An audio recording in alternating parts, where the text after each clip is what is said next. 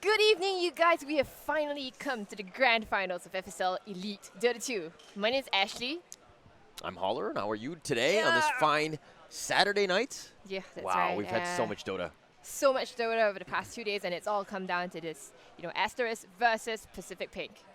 And my goodness, if you're not hyped for this game, I think you're not a true Dota fan, if you. Yeah. I mean, we've Asterisk ended up with a win yesterday. They lost today, and so they're 1-1. Yep. We're thinking about it now.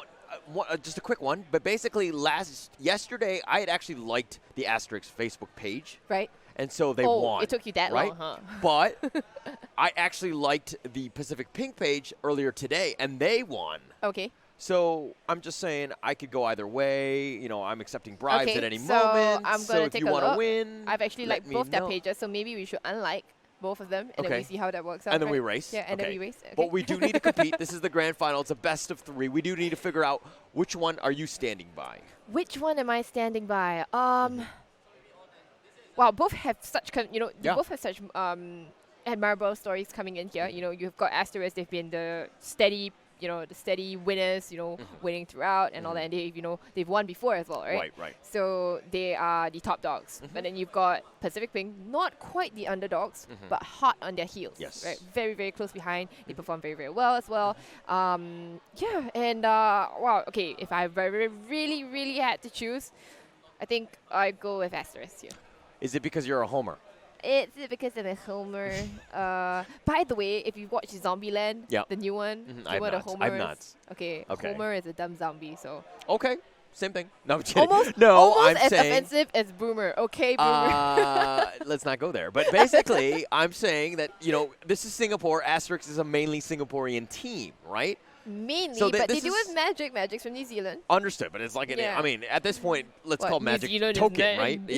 That is what she is, right? Token minority. Token minority as the #1 carry who's been carrying this team. As you are, but no token minority. yeah, speaking of tokens and minorities. Okay, so in that case, we'll make it fun. Okay. I'll let you pick Asterisk. I'm going to go with Pacific Pink. I think that I believe in them. I feel like they're very, very strong and they understand. And they did watch the last series. Yeah, they watched the last series. Asterisk might be quite tired as well, right? Exactly. It's a big deal, right? Just playing 1 game or 5 games, right? It's a really big difference, right? So I'm hoping that this goes to the 3rd final game. I want to see some great dotes. I think that we'll see that. We'll see it really back and forth. Yeah. But we'll see. It's interesting because a lot of the teams have been watching each other. They study each other, and so they know the kind of tendencies that they have. So it's going to be interesting to see what, team comes out ahead. Yep, for sure. Okay, but before we head into the draft, I have a little something special for you. If you want to come to Singapore in December to watch One Esports, okay, if you're having a Dota tournament here, you're going to have the likes of Team PSG LGD, Team Secret, Team EG, lots of other big names coming down to Singapore to play. You stand a chance to win tickets for 2, as well as flight tickets to come down to Singapore to watch One Esports. So, are Singaporeans eligible? Maybe, yes. Okay. I suppose you probably qualify for just the tickets alone. But, for most of you viewers out there, if you're not in Singapore, okay, you have a chance to come to Singapore here, all right? Just, all you have to do is you need to go to One Esports Facebook page, all right? They have a post there. All you have to do is share, and then you need to tell them how Dota 2 has changed your life. Okay, it could be that Dota 2 has made you a less toxic person or a more toxic person. I'm not sure. All right, or that Dota has given you cancer, or maybe it's cured your cancer. Giving me cancer.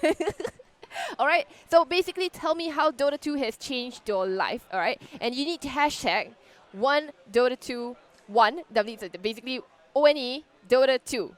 Okay, Dota 2, and then after that, you also have to hashtag OGYS. And make your post public, okay? Because if it's not public, it won't count. They can't see it, okay? And that's how you stand to win a chance for a trip for 2 to Singapore here. Yeah, just to watch some great It's going to be action. interesting who the #1 will be. Yeah. Like, is it your best friend? Is it your toxic teammate? What's going to happen with that? Or is it the guy who reported you in the last match and you want to come in? And bash beat him things up? out. Yeah, that would be interesting. That'd be next level. Meet me in Singapore, Wow. like. I didn't think of that. That's actually a good idea. There are many people I want to meet. Okay. Okay, so without further ado, go to the Facebook page, and now we'll go into the draft. Okay, So interesting. We've got the Night Stalker Lich already with Pacific Pink. I think the Night Stalker has been the theme, at least with the Brenny Sports and now Pacific Pink. They love this hero. Yeah. Right. It's very strong, and I think it still is. It's funny that Asterisks are willing to just fight it. To let it go, right? Yeah. And not ban it. Yeah. I mean, they fought it 2 games in a row just now, and they ended up with 2 victories. So I think they know how to deal with it. Now, okay. What do you think about this Luna pick? We haven't seen that. We haven't seen a Luna. Luna from wow. Okay. Again, okay. We must emphasize that this is a best of 1, and very best often, of 3. Best of 3. Sorry, yes. the best of 3, and very often that means the first game could be a throw, isn't it? Like you just let it go, and you could fool around a little bit with the first game. Do you think teams might think that way? Technically you can, yes, but I think that teams don't do it because of the whole mental fortitude thing.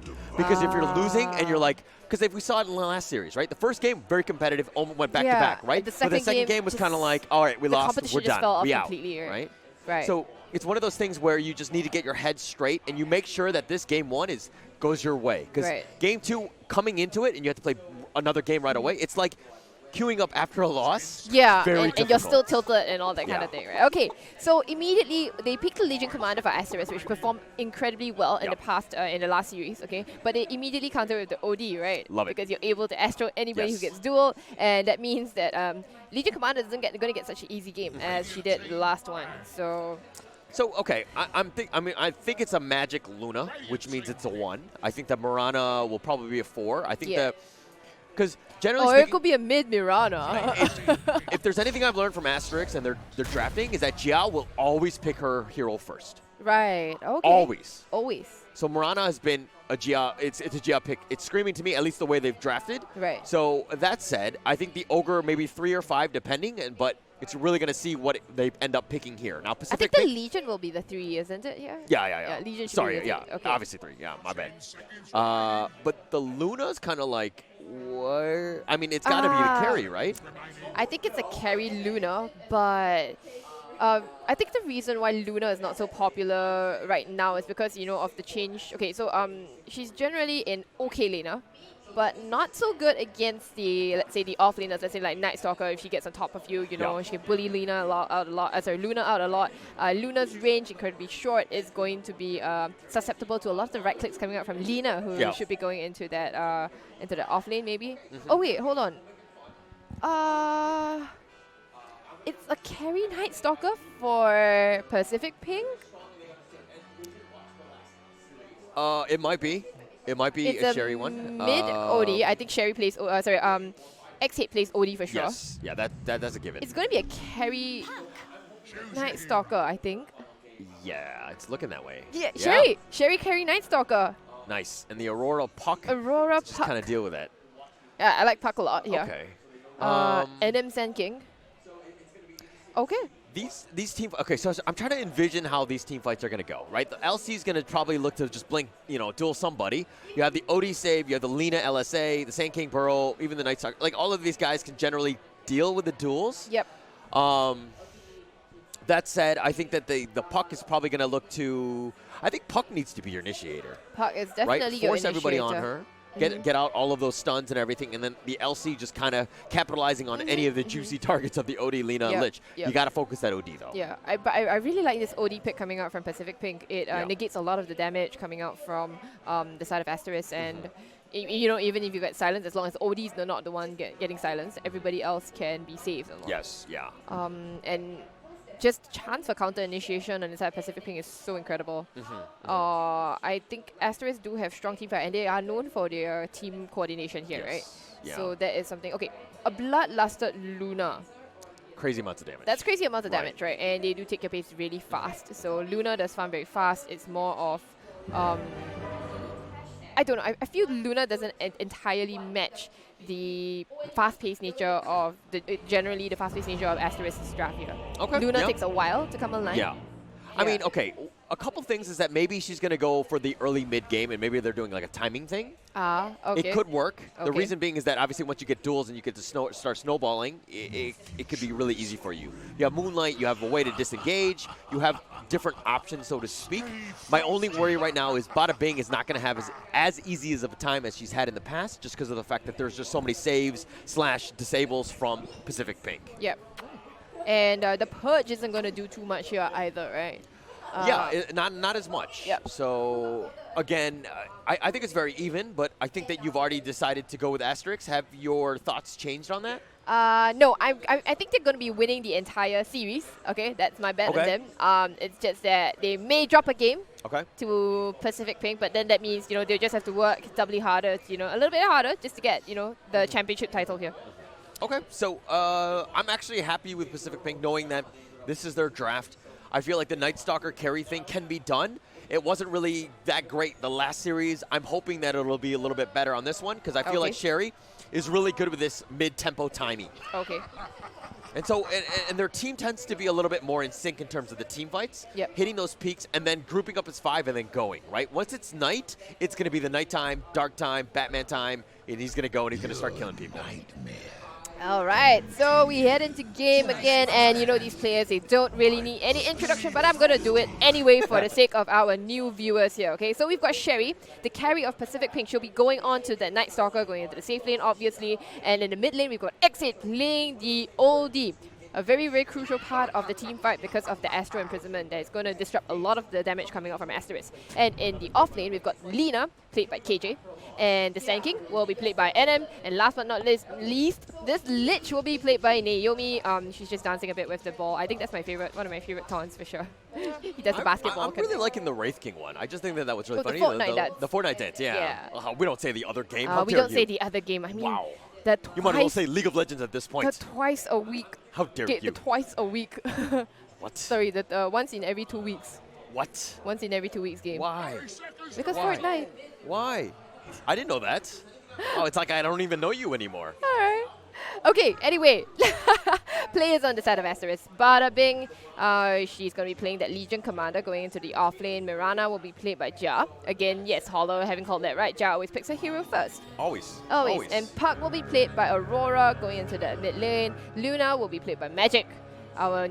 She's from a Singaporean team, but she's a New Zealand player. First time in Singapore. And first Ogre. time? Yeah, her first time in Singapore. I had no idea. Kimchi will be playing the Ogre Magi. Again, it will be Pacific Pink securing 3 runes? No, 2 runes. 2 runes apiece, okay, right. Well, because the Night Stalker was left alone in that bot tier, so and the bottom side there, so wasn't able to contest for the runes. So what do you think about the Lich Night Stalker lineup? That lane, I think, has got to be the most important. It's terrifying. Yeah. Honestly, terrifying. Like, you may not secure a kill as in until maybe 5 minutes, right?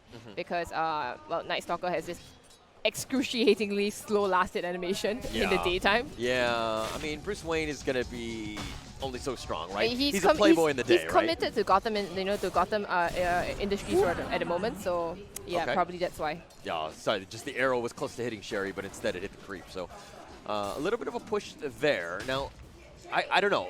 Mirana, LC, I think that this is a pretty decent line.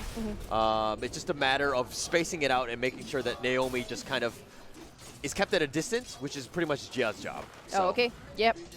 But I think, they both have, Naomi as well as Jia have their hands full, trying to keep themselves off each other. So that will be fun. There's so much kill potential in all the lanes, actually. I'm terrified watching this right now. There's so many different lanes, so much potential for, obviously the kills. Sand King stun, into Lina stun, into right clicks and all that. Let's see who reaches level 2 first. I think that will determine maybe who is going to lane, who's going to hit. Alright, and a magic stick out for Magic. Magic, going for the magic stick has to... She should probably go for the item every single game. Of course.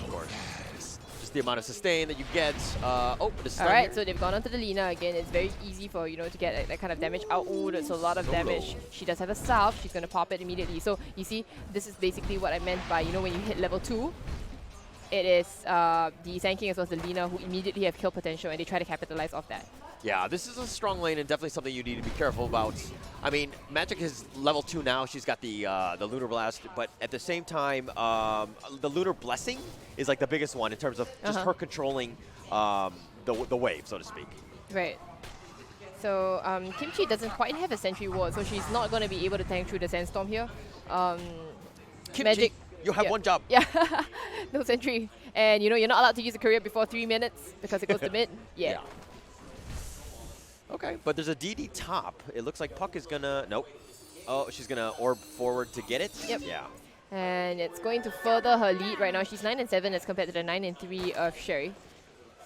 I mean, these are, in my opinion, probably the top 2 mid laners, of the entire FSL. So this is going to be very volatile and like a pretty epic battle between these two.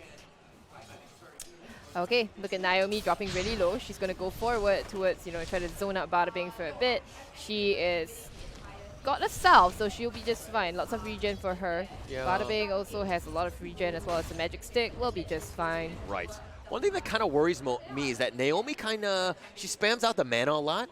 And I feel like this is something like a resource that she needs to balance a little bit better. 2 mangoes. Yeah, I mean, she's got it. She's got the potential for it. And I'm not holding it against her, but it is definitely something that you probably want to hang on to. Okay, they're going to go on forward, and that is the first blood going the way of Ja. Aurora already dropping that OD very low, softening her up, and Ja, just leaping in, getting that kill, the first blood for Asterisk.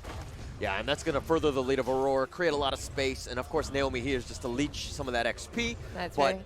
I mean, this is going to hold X-Hate a little bit back. But mind you, Jia got the first blood, so... Yeah. It didn't go the way of Puck, right? Yeah. So, Aurora... Not the end of the world. Not the worst, but Aurora did, was around for a lot of that EXP. So you see she's almost level 5, whereas X8 is just a quarter way there. Yeah. I mean, X8 here still, I mean, just 2 null talismans. What is the next big item you go? Like, what do you want, You X8? might want to go for Midas, I think. Okay. Yeah. You think it's a Midas game? Okay. I think you have the chance to go late game here. Right. If not, you want to go maybe for a blink.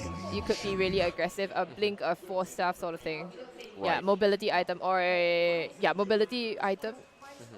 So which of the teams is on a timer? Which of the teams? I think both of them actually have very similar timings, right? Yeah. Okay. Oh, a stun out onto Luna, but Lina wasn't in position to actually get the stun off, so she'll be just fine. And now she'll just take a couple of right clicks from Kimchi. Kimchi is a very, very strong. She's going to tank up a lot of damage, but does have 8 stick charges as well as Dust. Dust, that's the thing that's going to reveal the Sand King if they need to. Sand King now chasing after the Ogre or not? Nope, they're going to just go for the 5-minute runes. That will go 1 to Pacific Ping.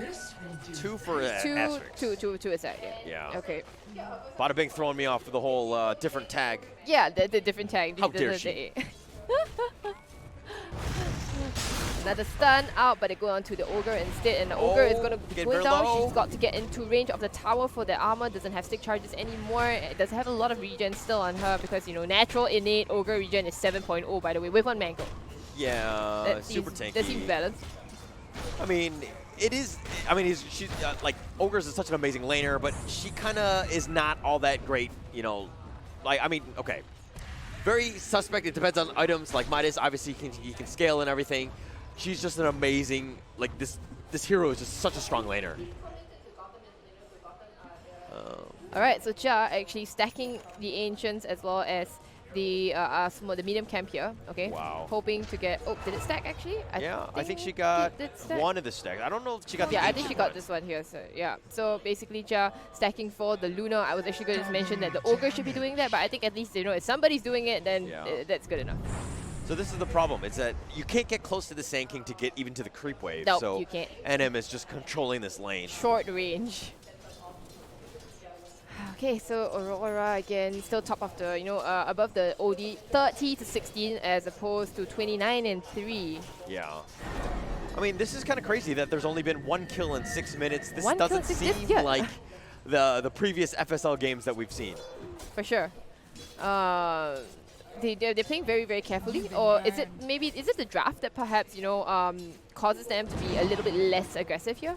I think it's just kind of playing it safe, taking less risk, making sure that you're just having a good lane, because you don't want to throw this game. This is pretty important, right? The winning team of this best of 3 wins $1,500. That's right. Pretty. It's like no small change, right? So it's just a matter of playing it properly. Now, the arrow is going to nail the Lich in the face, and that's going to be the first duel victory for Bada Bing. Bada Bing is going to chase after Ja. Can she catch anything? She doesn't quite have any mana. Doesn't have a mango here. Who doesn't need it? It's going to just smack down that Mirana in exchange for taking down her Lich. So Sherry getting the revenge. Yeah, I mean, it's a decent trade. Like 343 gold, obviously, is pretty massive for the for Sherry to just pick up on that one. So, what is the big? Do you just go Ags first item, a Night Stalker? I think that's your farming item, right? So you probably have to go Ags. You want to go Midas? I'm not sure. What do you think? I don't know. For me, I feel like Pacific Pink is more on a timer than the bash. Asterisk. Sorry, the stun onto NM. Will they be able to take NM now? They do have Dust as well, so but she stuns up on the two of them and takes out the Mirana instead. And it looks like NM might go down and might pay for this, but no, Naomi is here. Ja, does she does have the Star Storm? Oh no, the Jukes! But she does take down the Sand King first before she pays with her life. And now the Ogre alone. She doesn't have any more friends anymore, so Kim Chi's just gonna stun them up. And will he dive under the tower for this? Yeah, the stun does clip onto the Ogre, and it doesn't care about the fact that our tower provides armor. They will claim 3 lives from the side of Asterisk. Yeah. For one Sand King. It was a nice rotation by Pacific Pink. They did but here comes X8 with a haste. But here comes X8 with a haste. Madishes. And now the stun follow up, and it's Pacific. It's Naomi who gets the double kill. Yeah. So this is the time where you have to decide. You're doing very, very well. As X8, are you looking at, again, going Midas? Or are you going to look to just take advantage of this advantage that you have? Or are you looking to end the game?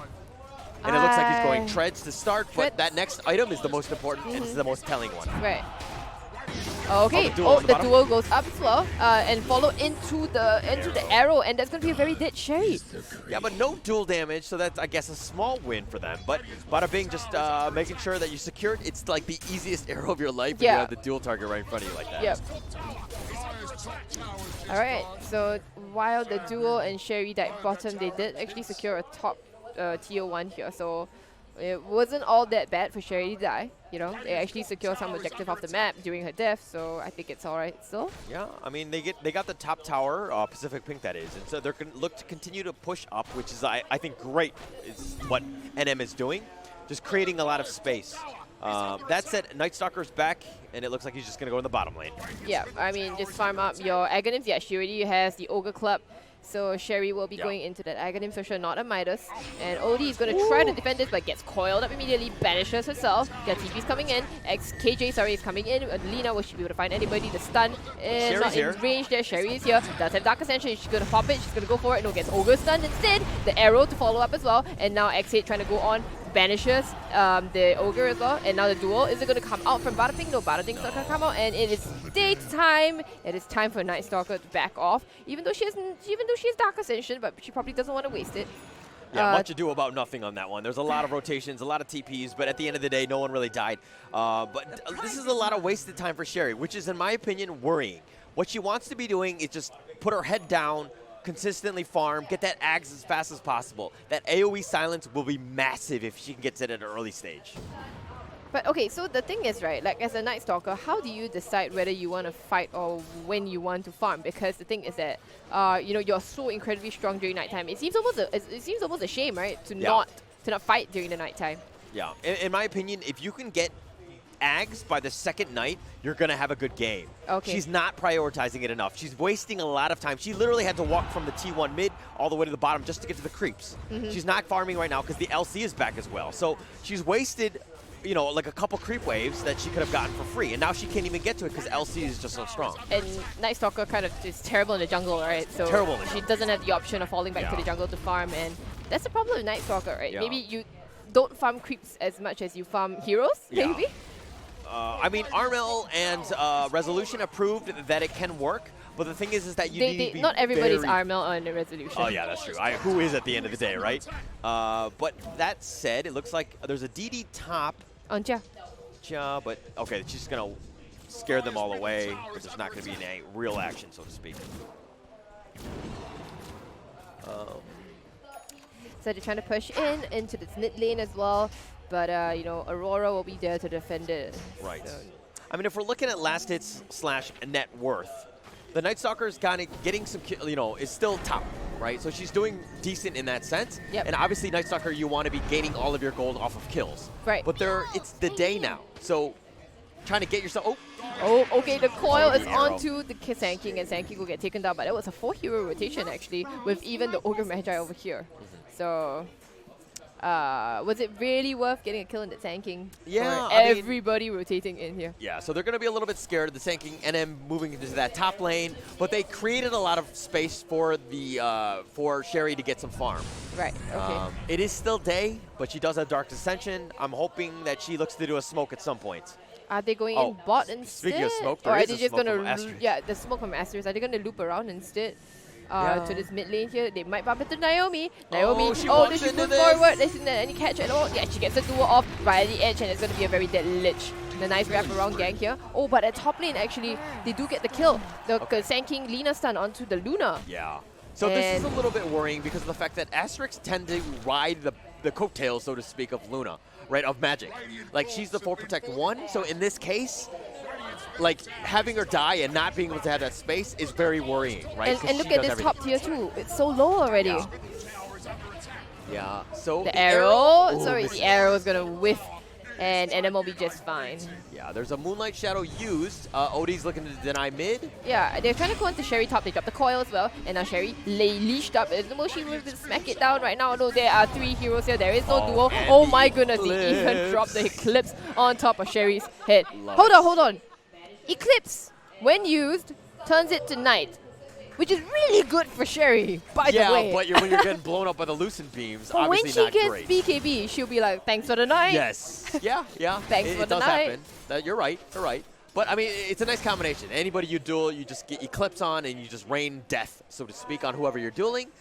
It paid off there. Now, Sherry, this is kind of like they just turned it around. Magic died. Ooh, okay, this could be a banishment. I think it is on Jia. The Mirana, the stun, falls up as well. Nope, she's not going to be able to leap away from the Laguna Blade. You cannot run from the Laguna Blade. No, impossible. All right, KJ.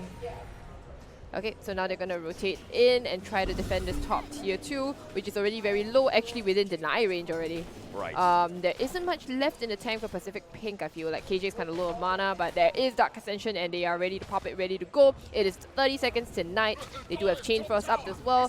So let's see if they're going to be taking any fight. Nope, actually, nobody defends this. They're going to smoke up and go in forward. They don't have any vision, but the line is being drawn across the map. Yeah. Nobody will they see this. They have. It's going to be night soon. It's going to be night soon. It looks like Aurora might go forward. No, but the quick fingers. The Aurora. Oh my goodness, the phase shift dodge. My goodness. Okay. Very, very quick fingers. Very alert. And now instead, they look at Bada Bing. Will they go forward and get her instead? There is a 15-minute... Oh, she just blocked her own cam. 15-minute runes coming up, which means it's nighttime. And it's probably time for Pacific Pink to press their advantage. They are slightly just about 1k ahead. The second night, and Sherry is halfway through, slightly more than halfway through to her Aghanim Scepter. Oh man, Sherry missed that last hit on the mid T1 tower. It would have given her one more part, I think. Almost one more part to her Aghanims. Yeah, she's almost there. Like, she had 700 gold in the bank, so I think, you know, that last hit would have given 150 gold, right? Yeah. Yeah. Okay. But, I mean, Sherry right now, I feel like she's... she's going for it now. Sherry goes forward, gets the silence onto the pop. Dark Ascension popped this off. And now Moonlight Shadow, she doesn't have vision. Oh no, True Sight, it's too expensive. And she's going to have to back off. There's going to be a wasted Dark Ascension all this while Luna farms up the ginormous ancient camp here. Are they going to be going forward? Sherry still has a bit of on the Dark Ascension. They're going to go forward. The stun onto the Luna. The Luna goes immediately pops to the hammer. They banish in the Ogre Magi, and the Ogre Magi is going to... The arrow nails the Lich in the background, but it doesn't matter. It looks like KG's going to pay for the sins. KJ on a mega kill streak, and now they're going to claim this tier 2. Oh no. So this is the problem with Luna, is that yeah, she's okay in the laning phase, but there's this awkward mid phase where she doesn't have BKB. She gets blown up by everybody, right? And so what you just saw here with anybody that gets on her, she has no evasive maneuver, she has no like PA, you know, where she can kind of blur things out and she kind of jump away, but this is like, Luna, here I am, come at me. And they did, and they just blew her up. Okay, so if I was not wrong, Luna, she had Mask of Madness on. That's why she exploded. Yes. Yeah. And she wasn't able to get off any spell whatsoever. Yeah. It's super scary is that she was looking to just take the Ancient Sack, and so that's why she popped the Mask of Madness. Yep. But, like... You saw the engagement near the T1, you know, the top right around here. Yeah, they didn't think they would fly like right across here. But they're so close. You have to be super careful. You have to be like, oh, this is nighttime. We got to disengage. We have to understand where the enemy team is strong. Okay. Right? At nighttime, you have to be worried almost all the time. 5 minutes, you just have to be worried. Yeah. All right, so now they'll be beating down upon this tier 1. Okay. And yeah. Look at this. There are 3 level 10s from Pacific Pink. Sand King, Lina, and the Sherry. Is that a Cosmo concern? I think that just says more on the lines of what KJ has been doing. Her rotations have been on point. She's been getting a lot of ganks, and of course she's getting the XP for it. Sherry, on the other hand, I feel like is moving around too much, but now they're just 5-man grouping it. This is what we're talking about the peaks. Yep. They understand that, you know, X8 is incredibly strong right now, and so is Sherry, isn't it, with Dark Ascension. So they will trade a tier 1 top. Asterisk will take the tier 1 top, but Pacific Pink will take a tier 2 bot. And that will be the last of the outer towers for the Radiant, for the Dire, I mean.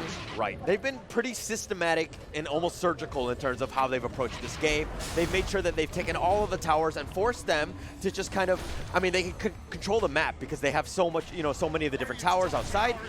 This is a huge win for Pacific Pink, and it's going to be interesting to see how they choke out Asterisk. Yeah, Luna with a Yasha queued up, has the Blade of Alacrity already. It's not quite a game-changing item, right?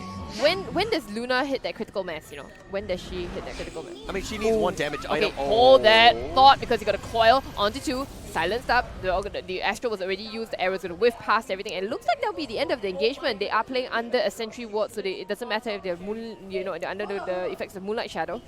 Yeah. They will just back off. Coil expanded. It was a good disengage. I think that it would have been super crazy to fight into all of that, especially since you have Sand King that's at the top.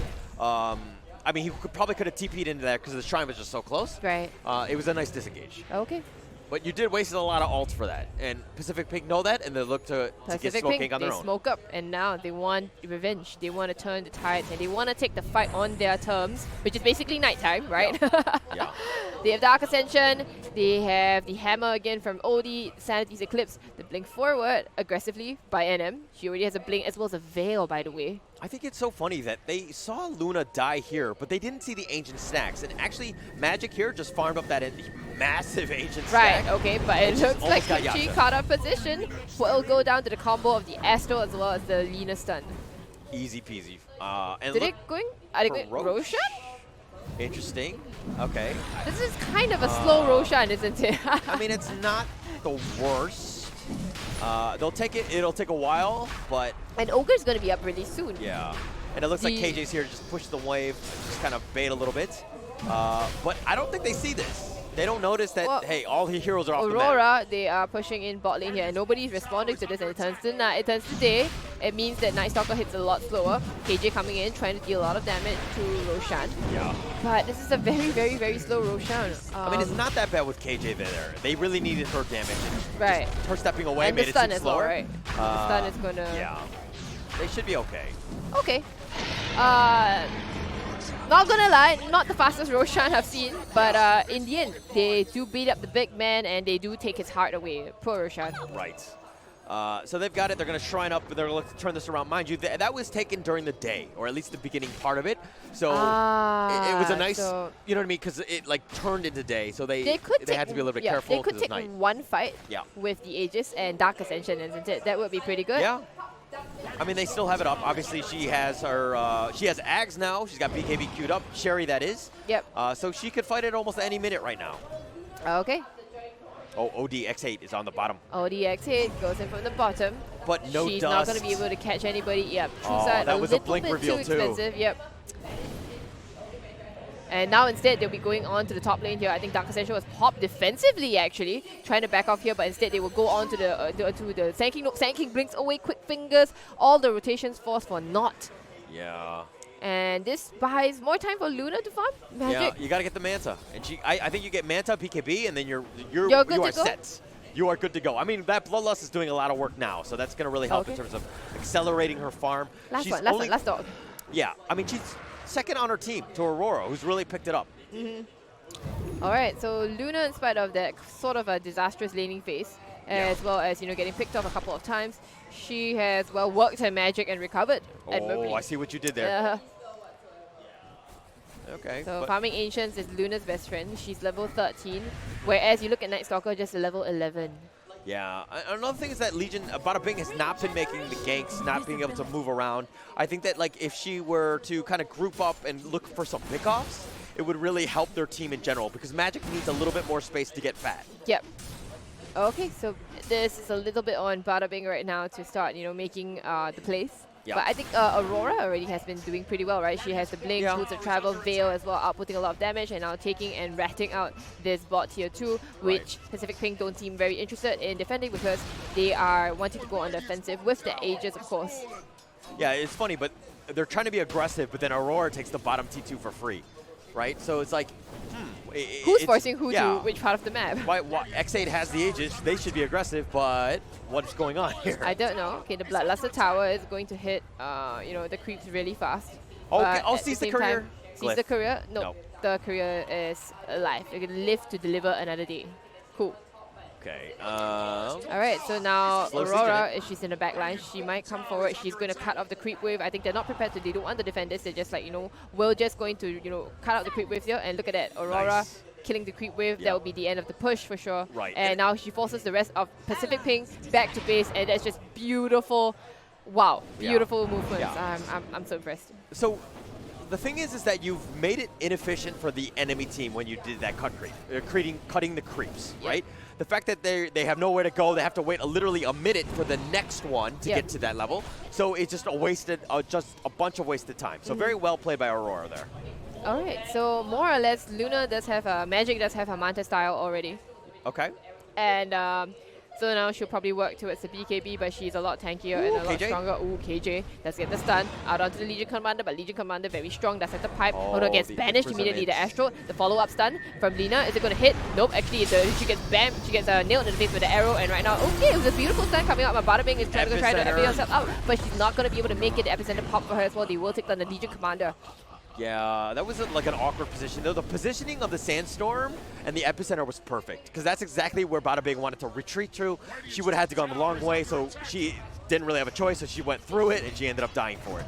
Okay, look at Aurora again, channeling the Spirit of Alliance and taking down the tower here. Will she be able to cut the creep wave again? Nope, they go forward, actually go at the base. They go forward, but Jia uses herself up really quick and gets a stun onto the Sand King. True side is so expensive. No, the dust is going. Oh my goodness, the fear as well as the Laguna Blade to the face of Luna. Of the Mirana. Mirana's going to go down. She's stunned forward by Sand King. Going to sacrifice her life. She's going to at least take down the Ogre Magi. And there's going to be 2 buybacks coming out from the side of the Dire. Oh, but the Coil is going to beat down. The Coil is going to be onto the Night Stalker. Night Stalker not really able to do much. It gets controlled up. The Eclipse, Night time. I don't really care. It doesn't matter. They're chasing for more. They see Naomi. Naomi gets used up. She's going to probably get arrowed to the face. And yeah, easy silence. Easy takedown. Oh, dual victory as well. Why not? Why not? I mean, through that all, though, Kimchi and Jia both bought back, right? So in that, you lost 3-2, but you had 2 buybacks.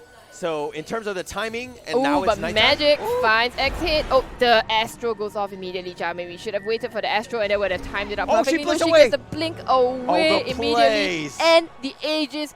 Just, oh my goodness. Wow. The perfect timing. Oh my goodness. Wow, X8 with those fast fingers. But I love it because she knew the direction that X8 was facing, right? Because you know how Blink, when you have that turn radius, it actually slows you down and you could get stunned. The fact that she knew exactly where she was facing and made sure that she blinked that way, perfect play by X8. Yeah. Okay, but Magic right now with a Manta, got BKB queued up. Once you get that, she's going to be a force to be reckoned with. All right, so I'm looking forward to Luna, They've basically managed to hold on through that difficult time, when Luna is not quite strong, just get ganked quite a bit, but they've held on, and now Luna is pretty strong. 20-ish minutes go in. She's got DD from Luna, so that'll accelerate the farm a little bit more. Bada Bing, though, with only 38 dual damage, but she's kind of been more of like a utility type, where she's going pipe. She's got the blink where she needs to, and now she's got Blade Mail queued up. Okay, so Sherry, though, is only level 14, does have BKB soon. Okay. That should be able to change some of the fights. All right. Especially with a 10-second BKB from X8 as well. Yeah, OD already has that 10-second BKB. She'll be leading the charge, right? And negating a lot of the damage coming out from the side of the Dire. Yeah. Okay, so hold on. Just take a quick look at like levels wise, right? Okay, so Puck, you look at this, Puck and Luna, they are level 8, 7, 18 and 17 respectively, whereas Odie is just 16. Okay, 17, just hit 17 here. So the farm seems to be a lot, centered a lot more on the Puck as well as the Luna here. Yeah. Is that a cause for concern that, look at Sherry, she's just level 14? No. Those are the, I think that's how you have to do it. At least from Asterisk side, Luna and Puck, those and Aurora, those two need to be farmed up. Night Stalker, in my opinion, needs to step it up a bit somehow. Needs to start ganking in with, like, they need to start grouping up as like a 3-man or, get somebody, because you do not want to let Magic get her BKB this early. Yeah, okay. A smoke up again from the side of the Dire on 3 of them. Bada bing, Aurora and Kimchi will go in forward. They don't really see KJ, but they might know she's around the neighborhood. They're going to move forward. They see her. They go forward. Oh no, they barely miss her. KJ actually still oblivious to everything that's happening. The stun goes out. They get the duo onto her. They try to block her. Yeah, time for the duo, and that's going to be a mega kill streak going the way of, wait, Kimchi? Yeah, I mean, it's kind of coming back to what happened earlier in the game. Remember when Night Stalker was just like jumping on some of the, but there was a Moonlight, didn't have the dust, and they just got away? Yeah. Like, those are potential ganks that they should have gotten. It was just a matter of just having the right amount of dust or sentries or some sort of detection. Not having that is going to cost them, and they're going to pay for it later. No, it's not going to cost them. Wards and dust don't provide damage. I don't know why you would ever buy them. It doesn't, but securing that kill, because if you've got Moonlight Shadow, they're just going to walk away. I'm kidding. No, it matters. Always buy sentries, always buy even as a dust. core. Okay, even as a core, it doesn't matter. As long as you have a slot, I think you can afford to, buy just a set of dust. Right. It's not going to cost you a lot. It's 180 gold. I'm sure you're going to farm it back in like, 30 seconds or less. Yes. Yeah, I mean, if there's anything more frustrating is playing with cores who refuses to carry dust around and then yells when the support is not nearby to help them secure those kills. Yeah, so one thing that I think Black, do you know Black DOTA, right? He plays the carry in the past. He used to say, like, as Slark, you always bring sentries with you. Yep. And the fact is that sentries now are so affordable, you get your money's worth, You get your money's worth for the sentries. The sentries cost 75 gold. You could get like 145 gold for a observer, right? Depending on how long it's been out. Right. Look at Magic, top of the net worth. She's got her BKB. She's ready to fight. Oh, they vanished. It looks like Kimchi caught up position again. She will be the sacrificial lamb. Okay. She Kimchi never dies. Yeah, Kimchi never dies. Yeah, don't worry about that. Kimchi never dies. And now Aurora, ooh, look at the career juking and baiting again. Now Aurora, will she go for it instead? No, the career is still chilling up here. It goes forward. Oh no, and Aurora gets the career. But they're going high ground for this. No, Aurora is still again cutting the creep wave, and nice. look, there's nothing they can do about it. Again, she's wasting so much time. And look at Luna instead. Luna is also just farming up. She already has a BKB, going for a Skadi. Yeah. And NM not fast enough. They're going to be so annoyed with this creep cutting because it is pretty massive and it just slows them down. They can't do anything high ground. They had to completely disengage. They had all 5 heroes there, and now they're just going to look to just farm elsewhere. But Bada Bing. Oh, Bada Bing goes forward, gets the duel onto the Lina right now. And oh no, but how come there's no... Okay, there was the Astro that came out immediately and it kind of saves them. So, Bada Bing drops immediately, as does the Puck. That was a huge hammer being dropped and oh my goodness. Wonderful, wonderful. The chain frost, everything was just perfect right there, and that was in space. And so the thing is that Luna was not in position. Obviously, she's farming, she's doing her thing. GL was in the back kind of protecting Luna. So you were taking a fight, you did not expect all 5 to be there, and they were there, and they came in angry. Yeah, I think X8, has had enough of this pesky Puck cutting creep waves. I'm gonna drop the hammer on you. Yes. You ain't cutting no creep waves anymore. Yeah. I mean, that's one way to get angry. Now you've got the creep wave, you've got a cart. Now you can actually go high ground. You've got the cart as well. That's right. That's a big deal. So Cardi does a lot of damage. But so does Bloodlust, actually. Yeah. And Jia will finish out the creep waves. Delicious, delicious creep waves. They ping out Roshan. Actually, it is Asterisk that ping out Roshan. It is almost up soon. Roshan will respawn in 10 seconds. Count down with me, you guys. 7, 6, 5, 4, 3, 2, 1. Check him out. Happy New Year. Check him out. No. Nope. Okay. There you go. There's a bit of a delay. A little bit of Hi, lag. Roshan. A little bit of back. lag, I think it was. Welcome back to the world of the living. Yeah, but Jia does. Oh, the arrow will scout the Roshan out. Okay. So they know that Roshan's up now, and yeah, they are smoked up. They gotta go forward. They do know that the Pacific Pink, they are in the top part of the lane. Let's see if they'll be able to take a fight. They might bump into NM first.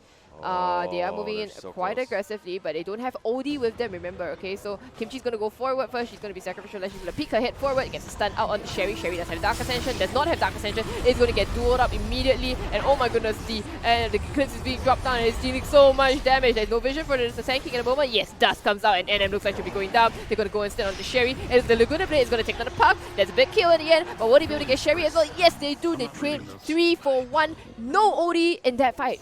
Yeah, I mean, this is the power of the Luna right now, right? You hit Eclipse, you hit Mask of Manus, or BKB, Mask of Manus, and go, right? And you had Manta as well on top of all of that. So it's just a matter of time. This is where the Sherry's Night Stalker is going to struggle, right? You need to fight toe-to-toe with the Luna. I think you're very behind. I don't think you can do that anymore. And I was surprised actually when Kimchi peeked her head out right now. But wasn't the Night Stalker more surprised that Kimchi would move out so daringly? Yeah. I mean, at that point, you'd be like, this is suspect. Why is that position How is she so brave, you know? Oh, but Ogre's not that smart. That's what she's thinking, right? Hey, 2 heads, not that smart. He's 2 heads, no brain, but guess who has an Arcana? Him and not you. Ouch. Ouch. That hurt on so many levels. Oh my gosh. Oh, my heart. Why? Oh, I like it when you stab me in the back, not from the front. Okay. Turn around next time. Then I'll do it from the back instead. How about you put yourself in the running for Arcana next year? Okay. Okay. I'm pretty sure I won't win. Really? I'll vote for you. I'll vote for you. Yes. Because I need more hats. Excellent. Okay. Man, I gave you all my TI hats. So I gave you like a lot of my TI hats. I didn't even need them all. I had a compendium too. Okay, then give them back.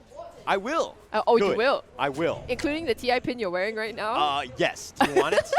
I will give it to you. I've already redeemed it. You cannot have that back, but you can have this back. You actually have the online version already. Ooh, the Hex out on X hit. It's gonna. Oh my goodness! She accidentally deletes the Mirana. She goes forward. Can't she find Kimchi anymore? She doesn't have quite a blink yet. 6 seconds. Go forward. No, nobody. Kimchi will get out of there. Mirana. Ja, my goodness. Ooh, that looks at least to be Roche, but Sand King is hanging very, very precariously around the Street Wave, and Bada Bing is right there. Probably will not be jumping in. Okay. No, it looks like, look at Aurora as well as Bada Bing. They're just pushing out the lanes and ratting a little bit. And now, you know, KJ has showed in the lane. Aurora, she's thinking about going on to her, maybe. Not sure. No, Sherry shows up as well. Probably doesn't want to go out there. She's just going to TP herself out. And she'll get out of there, having wasted a lot of Pacific Ping's time. Okay. Roshan. The pings come out. And I think KJ was spotted out Roshan. And yeah, looks like they want to start to Roshan and get bashed immediately. Guys, friends. Lena, hello. Guys. Friends. Go in like, this direction. Coming. Here. Okay. Okay, so here we go. This should be an easy Roshan. I don't think that they buy back for this. Nah, I think if they wanted to go back for this immediately, actually what Bada Bing and Aurora doing here? Yeah, it's going to be super. I mean, it's going to be slow Roche so. again, like the first one. But they'll get there. They'll get there eventually. Does anybody want to build a Vlad's maybe? Wait, somebody had Medallion. Who was it? Medallion? Yeah, somebody has a Medallion. Is it Lena? Oh, okay. Sanking. Sanking has Medallion. All right, so going into Solar Crest. Night Stalker getting very low. All right, and this is perfect timing now. You look pick at the Aegis just as it hits Night. Oh That's my gosh, perfect timing, isn't perfect. it? Yeah. I don't know if that was lucky with the Roche spawning and all that, but it just worked out perfectly. Yeah, it does. It worked out beautifully because nighttime is now for Night Stalker to go. And wow, let's see what they make out of this Aegis. Aegis is on this OD, so OD does have the Hex, the Blink, the BKB down to 9 seconds. Still pretty good. Not that bad. I mean, obviously you want to keep that up. They're going to look to push bottom. Oh, the Dark Ascension. Okay, but the Dark Ascension is popped down here. She goes forward onto the puck, but puck is able to get out immediately. Now BKB is going to be popped as well. The stun onto Bada Bing, but no true sign. Oh no, she gets turned into a little pig. That was an optimistic TP at best, and now she will go down. She'll pay for assist. The banishment is also on. Oh my goodness, that's going to be a very, very dead a very dead Kimchi as well. She gets taken up by the Laguna Blade, and that will be what they do with that first Aegis. The confidence that they have. I mean, you could be aggressive. Right now is the time. You have Scython outward, OD, you've got, you know, stuns galore, so to speak, on this team. And the fact that the Night Stalker can just get on you in that AoE silence, just so difficult to deal with. And it looks like Night Stalker is going to go with the Nullifier. All right. But the thing is, you see, you look at how the other team have been pushing forward here. Oh, okay, but Aurora has found the Sanking. No, she's going to go forward. No, she's just going to harass a little bit. So while they, you know, took a very convincing fight over the shrine here, right, Magic was actually at top pushing out the wave, and then now they waste their time again trying to push this out again. So it must be so frustrating, right? Yeah. But actually, they've decided that they're sick of Aurora cutting the creeps. So what they're doing is they're focusing on split pushing. They have Lina on the top, Sand King on the bottom, NM, and then they're basically forcing that to go out so that Aurora has to choose what lane do you want, and now they're going mid lane. Okay, and now they're going to go into, oh my goodness, they're going to go into the base. They drop the hammer immediately onto Magic. Magic does have a buyback. Let's see if she wants to go for it. She's going to head onto the rack. She does buyback. They're going to coil, a beautiful 3-man coil. Oh my goodness, it's going to go a lot. The Eclipse is going, but a lot of tweaks are tanking it up, and all that. Magic is back here, and KJ goes down immediately. A mega kill streak going away of Magic, Aegis and the duel also onto the Sand King. The Aegis has been popped on the OD. Let's see if they can go for more. Yeah, looks like this is going to be a very dead OD. It doesn't matter, no BKB, no Hex ain't going to save you either. Right, And 3 down. Buyback from Magic. And killing Aegis just for the buyback. I think that was a good trade at the end of the day. I mean, it's just so dangerous. Like, the coil just buys you so much time for Magic to TP on in, get that BKB, get the Eclipse going. Wait, Sherry popped Dark Ascension? Nani? Oh, she's looking for the vision. She's looking for just like an easy pickoff. Is But she though? she might have wasted that. She does have Blink. She does need to be a little bit careful. Look at even the ancient creeps are like, wait, what's going on? She wants to slow down the wave, is it? Yeah, that's all. She's trying to get the AoE, I don't think it's that big a deal, honestly. Well, they're continue to push. Frost Armor will probably not slow this down. I think we're going to probably see at least a buyback from OD. I think you need to see a buyback from OD because Sand King as well as Lina do not have buyback. Okay, Lina buys back immediately. But that arrow. Oh. Remember that Magic takes the base incredibly fast. They do have a glyph. It's going to slow them down a little bit. Will they back off from this? Yeah, I think the call is to back off immediately. I think they could have forced something, you know? Yeah, they could have probably forced one more, but they weren't really sure where the Night Stalker was. It is nighttime, and he has superior vision. But they know right? that he doesn't have Dark Ascension. Yeah, but at the end of the day, he still is powerful at night, right? He is your carry at the end of the day. You do need to respect that. Blinking in on anybody, it could still be like the AoE silence, right? All right. So giving a lot of respect to that Night Stalker and how ferocious Night Stalker can be. Mind you, at Magic night. does not have buyback. So you have to play a little Magic bit safer. does not have buyback. You are absolutely right about that. Magic does have a butterfly now. You know, top of the net worth, 20k net worth lead. Going for, already has the Reaver going for Satanic. That's going to be very, very scary, honestly. I don't think anybody... Yeah, you got the Luna with the Laguna Blade, the pure damage one as well. But she has a Satanic, you know. Yeah. Even if, the smoke is going to get scouted up by the ward. So Asterisk will not be too worried about this. They know they're smoked up. They know they'll be hunting, so they're going to back off from there. Look at Aurora again, channeling the Spirit of Alliance and just ratting out. So they got the smoke, they got the glimmer, Lich is trying to be the first one. Look, it's funny how they're going to do this. They're going now into I think they see it. They did the Observer Ward. They see that the Ogre had just gone top. Right. Okay, so they know that they're not together. And so this will be a smoke for nothing. Yeah. And wasting a lot of time again. You see, Asterisk, they are the masters at this. I have not seen this, you know, but basically they're just dragging the game even longer. And as the BKB timings fall from the side of Pacific Ping, that is when Asterisk shines, isn't it? Now, mind you, okay, 21-18. Asterisk is actually losing, but they have a higher net worth.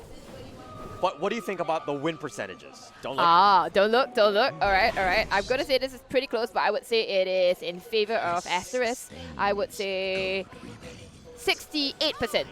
I'm going to go with 64. Okay. I think in favor of Asterisk. All right. What does it say? Total XP. Sorry, total XP. Win probability 56. It's close. Interesting. It's very, very close. If it's the price is right, then we probably all lost because we're all over. Yeah. Still got a ways away. We'll see how all this one right, goes. but it's very, very close. 44-56. Honestly, this could go both ways. 3k net worth lead at 40 minutes in. That doesn't mean anything, honestly. This is a nail biter of a game one, you know. Yeah. Remember that this is the best of 3 between Pacific Pink as well as Asterisk. This is the grand finals, and the winner will win the entire championship here, and they will win for themselves at $1,000, right. $1,500 here. And they can buy a lot of hats with that money. They can buy a lot of hats with the money. You could buy like a couple of Arcanas each, you know, per person. 6 Arcanas each per person, I think. Yeah. And you have a little bit of pocket change left. Right. So it looks like a lot of the Pacific Pink are going Lincolns. I do agree with that, obviously, because the bada bings, you know, duel at any point is kind of scary. It's something you need to worry about. Okay. Sorry, I just saw something interesting. Yeah. And that is the Night Stalker going for the Nullifier. Is this the game-changing item? I think so. Nullifier. Because jumping on that puck just shuts him down. Shuts her down. She's got nowhere to go. Mirana as well. The only thing that you really need to worry about at that point is bada bing with the duels. You just got to have somebody else to kind of back you up so that you don't get stun locked or, dueled. You can stop that, but in a way, Nullifier, if you can get on that puck and just stop him from phasing away, you're good to go. All right, so Nullifier very soon on the Night Stalker, but she doesn't quite want to get it, wants to save for buyback, so 1.7k for buyback. So yeah, doesn't quite have the Nullifier yet. Yeah. What is the last item that Luna wants to go for? She's almost 25. She has a Skadi already. And is that the end of it? Does she go for... No. You must get 6-slotted, of course. Okay. She's going to get Skadi. I think after that, like, she's good to go. Like, you can't do anything else. Okay.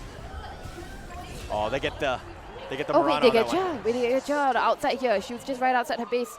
And exit again, you know, bursting people up with that Hex. Oh my goodness. So Mirana's got to play, has a Lotus Orb, but not, you know, maybe Finger's not quick enough, and I think now they will be, that might be the cue for them to go up to high ground. Right. The creep wave is in their favor. Aurora again still ratting out here. Okay, Ja buys back at the end. They're going to go for the mid lane here, and they're going to go forward. Magic has popped the Eclipse as well, but it's not going to be enough damage because it's too spread out. They get a coil, it's onto 2, but the arrow, it doesn't matter, it's the BKB is going to pop as well. Oh my goodness, the Eclipse, it deletes 2 heroes immediately, and they go to buyback as well, but can they get any more? Legion Commander doesn't have a damage, she's so low! Little Moonlight is not enough! True side is too expensive, oh no! Okay, so they got the buyback from Puck, and it's a nice disengage. They didn't lose anything for that. The only thing is that now they did use Dark Ascension, so now they can back off, wait for Night to actually happen, and by that time Dark Ascension will be up again. All the ways, if we're looking at it, yeah, bottom is pushing. They do need to worry about that and push that forward, but they're buying themselves time to kind of, I mean, Roche is going to be up very, very soon. 45 seconds. Alright, so how about Night Stalker? Sell your Ring of Basilius and get a dust. No, Ring of Basilius. You need that 2 armor and that 0.25 mana regeneration at 43 minutes into the game. It's like a Crystal Maidens on their team, right? You need that mana regen, right? It's like a level 1 aura, dude. I think this is like an ex-girlfriend. It's like the remnants of that ex-girlfriend of the CM. You it's keep her like, around I'm gonna and keep her. I'm not throwing keep this her away. around in my pocket in case I need to call on her. This is a family heirloom at this point, right? So she's not going to let it go, but she does have Nullifier now. Okay, she has Nullifier. Doesn't quite have buyback, 600 to buyback, so she should be farming that up before they take another fight. And it'll be nighttime by the time that comes around. Okay, so yeah, this game I think is going to go at least like 60 minutes at this point. All right, 60-minute games. Here we go. And this is just game 1. Yeah. Roshan is not quite up yet. They are scouting it. Hang on, what is the time on Roche? I think he's up, actually. It's up, right? Yeah, he's supposed to be up, but I'm not sure. I can't read. No, until now, right, I have to confess, I don't know how to read this clock. So I'm very thankful that you have the little Roshan on the side here. Yeah. Yeah. Nani? I don't know how to read this clock, I honestly. don't read this. Yeah. There is I need no a second guide hand. on. Yeah, I need a. I mean, like, why is there only one hand? Why is there one time? I don't get it. How do you read this clock? Up, right? Roshan's back. It was up. Okay, it was up. Was it a bug that we didn't see? No. The timer was up, but there's like a weird little delay in the end. We'll figure that out. We'll figure talk to that JJ. out. I'm sure he knows probably, that. Yeah. It's a mechanical thing. Okay. They actually find somebody. Are they going to go forward? Nope. Again, Dark Ascension popped just to scare them off, maybe? Right. But here's the thing is that anytime Night Stalker is going to pop Dark Ascension, Mirana's just going to Moonlight, right? Right. And so you need either Gem, and then you can actually see people, or... There is a Gem Alina. Yeah, but is she the right carrier for this? She's not the front line, you know, usually. Yeah. But now they know Dark Ascension is down, and I think Asterisk should I think they should suspect this, right? Yeah, I think that you're going to sense it. And Gia's coming through, probably going to throw out an arrow just to scout this out. Let's see where the arrow goes forward. Yeah, it's going to stun Sherry in the face and let Roshan do a little bit more damage. But okay, the Astra's going to come out. It looks like they're going to leave Roshan at just below half health. And now Asterisk, they know what's going on. Let's look, they go forward. Another arrow goes forward. It's going to nail Roshan instead. And will they be able to go forward on anything? No, not really. They're really very kind of worried. Magic going forward again. Now BKB popped on X hit and goes forward. Oh my goodness, Magic immediately drops and pops a Satanic as well, just to get back all the health. The coil is controlling up everybody. Oh my goodness, the Chain Frost is also doing so much work. Aurora on the background, she's trying to control up the Odie, but Odie is gonna, no, she's gonna be able to run off away. Actually, she's gonna bash up with she's gonna fight around with the Night Stalker, but she doesn't really care because in the background, oh my goodness, it is the Odie as well as the Lina who healing through all of that. Everything, Magic, my goodness. Oh my goodness, it's gonna be 4 men dead from the side Pacific Ping. They only lose Mirana. Wait, they lose the Sand King as well. Wow. Okay, so we can hear the players, and they are I literally heard the screaming, screams. Luna, Luna, Luna, because they were focusing all of the different targets. Bada Bing was so low. Luna got crazy low, but she was able to out-heal all of that. Satanic, wow. Satanic. The Satanic, the plays. Satanic MVP. Wow, that could have been game losing in that point. Just not being able to focus it. They should have won that team fight. They should have won that team fight. I thought it was all in favor of Yeah. Pacific Pink, but they kind of clumped up together in that river. Oh my And they got like gosh. a 3-man coil. Yeah, I mean, it was a bad fight. They And lost. now they're going to finish up Roshan, which Pacific Pink had already softened up for them. Oh my god. Aegis. What a Jeez. crazy. Aghanim Aghanims, Scepter. that's the Who's massive it going to? Roshan. Who's it going to? The Aghanim Scepter. You got to give it on Luna. Luna? Get on Luna. Yeah. Oh, and then It's you Ags, put Luna, wait, Eclipse is amazing. You put the eggs, okay, onto the Legion Commander, and she jumps And then she blinks in, Oh yes. my goodness! It's the and combo. Legion, yeah, it's the combo. It's so good. Luna it's Ags is so one of the best filthy. decks. I need to take a bath. It's so filthy. You have the yeah. orbital cannon. The doo, doo, doo, doo, doo. It's so good. And she got Scotty. That, I think, just won them the game. I think we're going to go, I'm going to go like so 80%. much stats, so much for health here. Asterisk. Yeah, I think percentage. Asterisk. Yeah, I'm 81%. 81. Yeah. I'm going 85. 71. 71. Oh, Damn you, Dota Plus, making us look bad. All right. okay, 18k net worth lead right now for Asterisk. What do you think about Luna actually having backpacking the Scotty? I mean, she's got I ages. think she backpacks the boots instead, you know. Yeah, I think so too. But she likes speed apparently. She likes the 523 movement speed. like I mean, the fact is that what Scotty costs you something like $5,000, Yeah, that's crazy. and your boots cost you crazy. like 1,000 for Wow. 1,200, I think, or Right. yeah, 1,300, and then you really opt to put the 5,000 item, the 5,000 gold item in your backpack. Yeah, it's like, nah, hold it out. These both Nah, boots. I don't need it. It's chance, all right. Maybe these are lucky boots. Oh, like you know how Matu has his lucky pants, right? Yeah. But I mean, this Satanic, the fact that she's level 25, she has the 35% lifesteal. This Magic Luna is just going to be very difficult to kill at this point. Now it's going to be a matter, like Sherry, like yeah, she's 5 items. I don't think I would count the gem as a 6th. She really can't fight into Luna, right? Yeah, your BKB's there, but I mean the BKB timing on you is 5 seconds. Yeah. So that's what I mean. Look at that. BKB timing's dropping down low. It doesn't, you know, basically it's to Asterisk's advantage here. Oh, but Luna with the Lincolns Arrow on fishing, top. yeah. Luna with the Slow Lincolns. season. It's a very good. Oh, the stun. It's a beautiful quick hands. Lotus Orb is going to dissuade them, and they are going to go forward. No, they're going to wait for the next creep wave. They know that there are no buybacks on the side of Radiant. The arrow hit. Okay, Let's look they're at the not gonna buyback count. statuses here. Magic does have a buyback. Puck doesn't. Neither does Odie. And who else is under buyback? Okay, but Sherry does have a buyback. Yep. So that's okay. But Yep. the problem with Sherry, right, is that, you know, with these transformation heroes, Yeah. she will not have Dark Ascension, right? Yep. When she comes Yep. back up. So And nighttime is about to end. This yeah, is the nighttime is perfect about time, right? nighttime is about to end. Maybe that's why they're pressing their advantage. And now this what do you call it? This Luna goes forward right now. Oh, this Got Luna Aegis. Oh, but BKB, she's looking to BKB, fight. she's gonna pop. She wants Oh, to fight. she's going She for goes this. forward. They see the tanking. They burst out the tanking. Tanking don't have the buyback. Oh my goodness, there's so much damage onto the Oni. They take down the Oni. Oni has no buyback, and this is She going to just used definitely be it. a lane of racks. They're trying to go for Oh. Sherry, but Sherry, it doesn't matter. She's getting chomped down. And now Luna's going toe to toe with Sherry. It's done the day. Elusive Now you're a the day. creep. Sherry, you've got to go back to base. There's Oh nothing my you can do. gosh, The but this is epicenter it, is epicenter? kind of alright, I suppose, but Magic is Oh, forced them out of the way. no. And there's going to be a lane of racks. They can go for more for sure. They know that OD has no buyback. They don't have backdoor. They can just take this They down don't have and they're backdoor going to tear either. it down Oh as my goodness. fast as And Luna's possible. going to do Luna things, and that's going to be the end of it. There's nothing Luna much still that has Aegis. she still has Aegis. You know, that was the craziest thing is that she was very, very low, and instead of waiting for Aegis to pop, She she popped was like, BKB. no, got it. BKB, Eclipse, we're going for this. And she went for it, and she ended up pulling out the victory. She did not die, of course, with a 35% lifesteal, and they're going for T4s right now. Oh, this looks is- to be good. Oh, that's a Bada lot of bing. damage from Bada Bing, but she's going to pop the cheese. That's going to be all right now. And On then, the oh, duel. she's going to get dueled up in the end, get stunned up. And okay, the Aurora in the background as well is going to get a coil onto 2. The Chain Frost is Frost. bouncing around, but they don't seem to really care about anything else other than Chain Frost. Chain Frost, it really doesn't matter. Let's share it because we're a team. And we're going to take game 1 off Pacific Pink. We're going to get revenge for the first time that they took a game off us in the morning right now. So Wow, what a game. The fact that the couple of the team fights that they had, the decision making on that one, and just, you know, just trusting Magic, realizing that, hey, things are not looking great. This is going to be super crazy in terms of how this is going to be. But the fact that she turned it on, She didn't wait for ages to pop, just everything that went on. That was just perfect.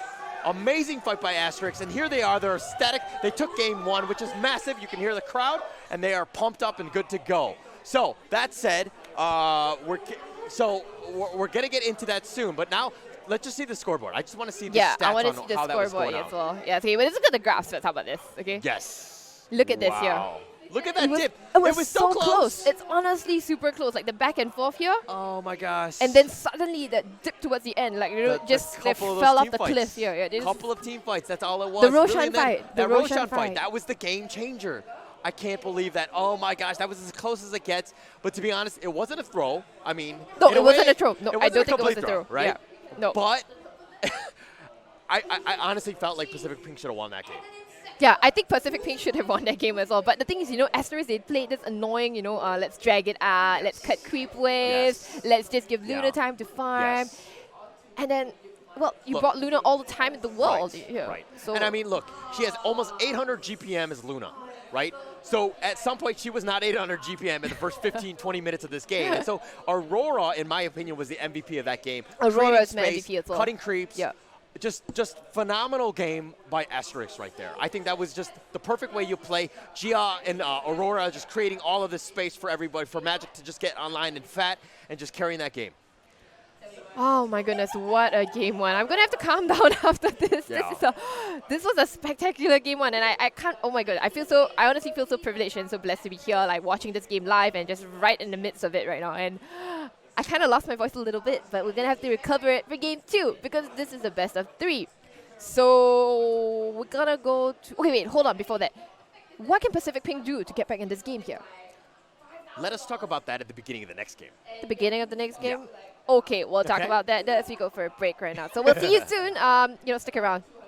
Good evening to you guys on this wonderful Saturday evening. Sorry. Saturday evening. Saturday evening. Time Sorry, has passed. we've been here since morning. Okay, so like, and when you're in a enclosed area here for a very long time, you kind of lose track of time. Yeah. There's no sunlight here. This is like the perfect gamer paradise, right? We don't even know when the sun is gonna set. We have no idea what's going on, what the weather's like. It could be hailing. It could be raining frogs, something like that. Yeah. So we would not At the end of the day, our internet works. The power is on, so we're gonna stay inside. Oh, we've got food here as well. Yeah. So there's no reason to why would we leave? It doesn't make any sense. So thoughts about that pretty epic game 1? That was a pretty epic game 1. I think I haven't completely calmed down that game. Yeah. It was so close, and I think this is the games that we deserve, right here. The games that we want to watch between the top 2 teams of this entire tournament. They've been battling it out for the last 3 months or so, and it's all come down to this year. Right. It's funny that you're saying that this is the game that we deserve. Like some games you didn't deserve. When you've been watching for so long, and then you'll feel like, okay, I'm really invested in this, and I feel like I deserve. I know. I deserve a good best of 3 that goes to 3 games. That's right. And I mean, these are the top 2 teams of the different groups. Obviously, it's great to see them going. Hopefully, what is the distance? Okay. I want Pacific Pink to win. Obviously, my money's on them, so to speak. Obviously, because you're a homer and all that stuff. But we're gonna get into the draft soon. But I just want to say one thing about the banner. I don't know if you've seen the Asterisk one. The Asterisk one. The one with the pointing one, right? That's the OG inspired. It is the OG. Did you see it was exactly the same? But the funny thing is that the pointing one, there's like some text, and it looks like they're the sponsors right below. Right. And JJ was like looking at that, and he was just like, "Is that a TV remote? Like, what is that?" And I was like, no, JJ, that's actually just the sponsors that they're showing. So, I was just kind of like, JJ, come on, get with the program a little bit. Those are sponsors. But I just thought that was funny. We're going to bash on JJ because he's not on stream. He did a phenomenal job casting. The good thing is JJ is not going to be on stream. So, maybe people who have just tuned in, they don't know who JJ is. Yeah, but at least they will know who we are, I suppose. So if they want to bash you, right? If they want to call you out for... analysis. You can find me at Ashley Rita Wong. Please come out and follow me, like me. Nobody likes me. Nobody likes me apparently. And where can they find you? Yeah, well, if you can find him at Ashley Rita Wong, you can find me at Holla TV. Oh, interesting. Okay. That seems like an interesting thing that I will follow because I haven't yet. Interesting. That said, we're going to get into the draft. I believe we're into phase 2 of that draft. Let's see how things are kind of shaping up a little bit. What sticks out to you so far? Nothing much sticks out to me. It is interesting, actually, that maybe Pacific Pink, they banned their Odie. the OD for themselves Yeah. here. I thought that, I honestly think that X8, she performed very, very well on the OD. It was more of like a, I think it was just movement-wise, and a lot of decision-making that was, and that was an issue. I thought her itemization, you know, the way that she farmed and all that, she kept the top of the table, perfect, you know. X8. Right, and the funny thing through that is that nobody's banned out the Night Stalker. They're like, hey, you played the Pacific Pink, you know, you played last game? You can have it. You know what I mean? They beat Brand Esports with the Night Stalker. Like, they don't need it, right? They know how to deal with it, and they've won 3 straight facing into Night Stalker. They don't think it's that strong. Overrated. Right. And if we're looking on stream right now, we're seeing I think Sherry having a crunch bar. She is powering up. She is ready to go. I think she's going to have a great game too.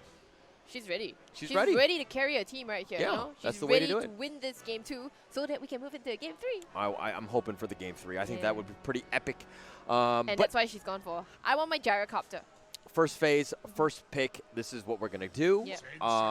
Kunkka, is this going to be an X8 hero or is it going to be like a 4? I think it's an X8 hero. Okay. I haven't seen KJ play the Kunkka before. You know, she goes very often for the Lina, but Lina is unfortunately banned out already. Legion Commander again for Asterisk. Bada bing, when it's not broken. Legion Commander. All right. So, okay, the Rubik here, this is probably more of a KJ pick here, but picking it into a Mirana and Ogre with not the best steals. Right. You know what I mean? Like, you don't have that. You maybe get Moonlight, maybe. You might get his Fire Blast from the Ogre, but, like, it didn't really stick out that this is a Rubik game. This is a little worrying for me, right? No, yeah. But I think, okay, so a very long time ago when Rubik was still being played mid, right? I think when the Arcana just came out, they did play Rubik, so not for the spell steals, but because of null feel. Okay. Right. Yeah, the amp. So the amp and generally, I think his cast range talents as well. Right. And just maybe the reliability of the lift, the drop, and whatever, you know. Yeah. So, in that sense, maybe they're going for that, or maybe it's a comfort hero for maybe Naomi. Okay, no, actually, no, sorry, it's gotta be playing KJ. It's gonna be KJ on the Rubik. So Naomi will be playing that Undying. Okay, I'm liking the Undying 5. I've seen it play very, very well. I think PBD plays an amazing one. Yep. I feel like the hero has potential. Now, we haven't seen too much of it, but the thing is that you're picking it into the LC Ogre, which is great because they're both strength heroes and you can steal a lot. So I do like it for that perspective, and the fact that, you know, getting to the tomb is not the easiest thing for them, right? They don't really have to worry so much about getting to the tomb when they have Bloodlust, isn't it? You hit her faster, you move faster. True. But the thing is that you have to focus it down, and I mean, you want range to kind of deal with the tomb as opposed to running up to it. You know what I mean? So they have 2 more picks then to get a range hero that synchronizes well with that Ogre Magi, Bloodlust the Force. Okay, so but I love the fact that how Asterisk is like, okay, Jia, obviously Mirana here because she only picks it first. Ogre, Kimchi, comfort hero, Bada Bing, comfort hero, right? Anything else, we'll see what needs to be done. Magic, you know, has a plethora of heroes that she can go for. Ember Spirit again! Love it. I love this hero. I love Ember Spirit. I think Ember is so good at honestly controlling up the lanes and all that. But Ember does suffer a little bit against Kunkka in the lane. It does. The whole X thing, the fact that, you know, you can't really remnant away, this could be a problem later. Linkage is probably going to be on his to-do, or on her to-do, her buy list, excuse me. Okay. That's definitely going to be there. But unless this is a position 1 Ember. It works. It works. be, right? It could be. Yeah. I mean. A magic Ember here. Yeah. But then what would you pick against Kunkka? What works? What would I pick against a Kunkka? Actually, I think. I think Monkey King. Monkey King. Okay. I would have picked Timber. I they would just banned Timber? it. Okay, Timber. That actually is the counter. 2 strength heroes here. Yeah. But it actually destroys Kunkka in lane too. Yeah. Monkey King is another one that hasn't really been played much, but I think does function that way. Yeah. I mean, I think Kunkka's really strong. Like, regardless of what hero, I mean. But okay. They banned the Night Stalker. They banned the Night Stalker last. They don't have an offlaner, so. They don't have an offlaner. Yeah. The offlaner. Enigma. Sand King is still up for grabs. I'm wondering if they pick something with like a big, massive alt, like, you know, like the Earthshaker / I don't think Earthshaker is that good, but maybe like an Enigma. You know what I mean? You do have an offlane potential. The fact that you have the black hole. 3 melee heroes right now. Yeah, and they're all going to be right up there. You have some sort of catch for the Ember. You have some way to deal with it. And Pacific Pink really have changed up how they're drafting. Their strategy is a little bit different. But the Shaman. It's going to be the Jia Shaman, I suppose. Yeah. Okay. Wait. Okay, no. They did an oddball. Or Mirana mid. It could be Mirana mid, so that means Jazz not picking a hero first here. Yeah, I think they changed it up.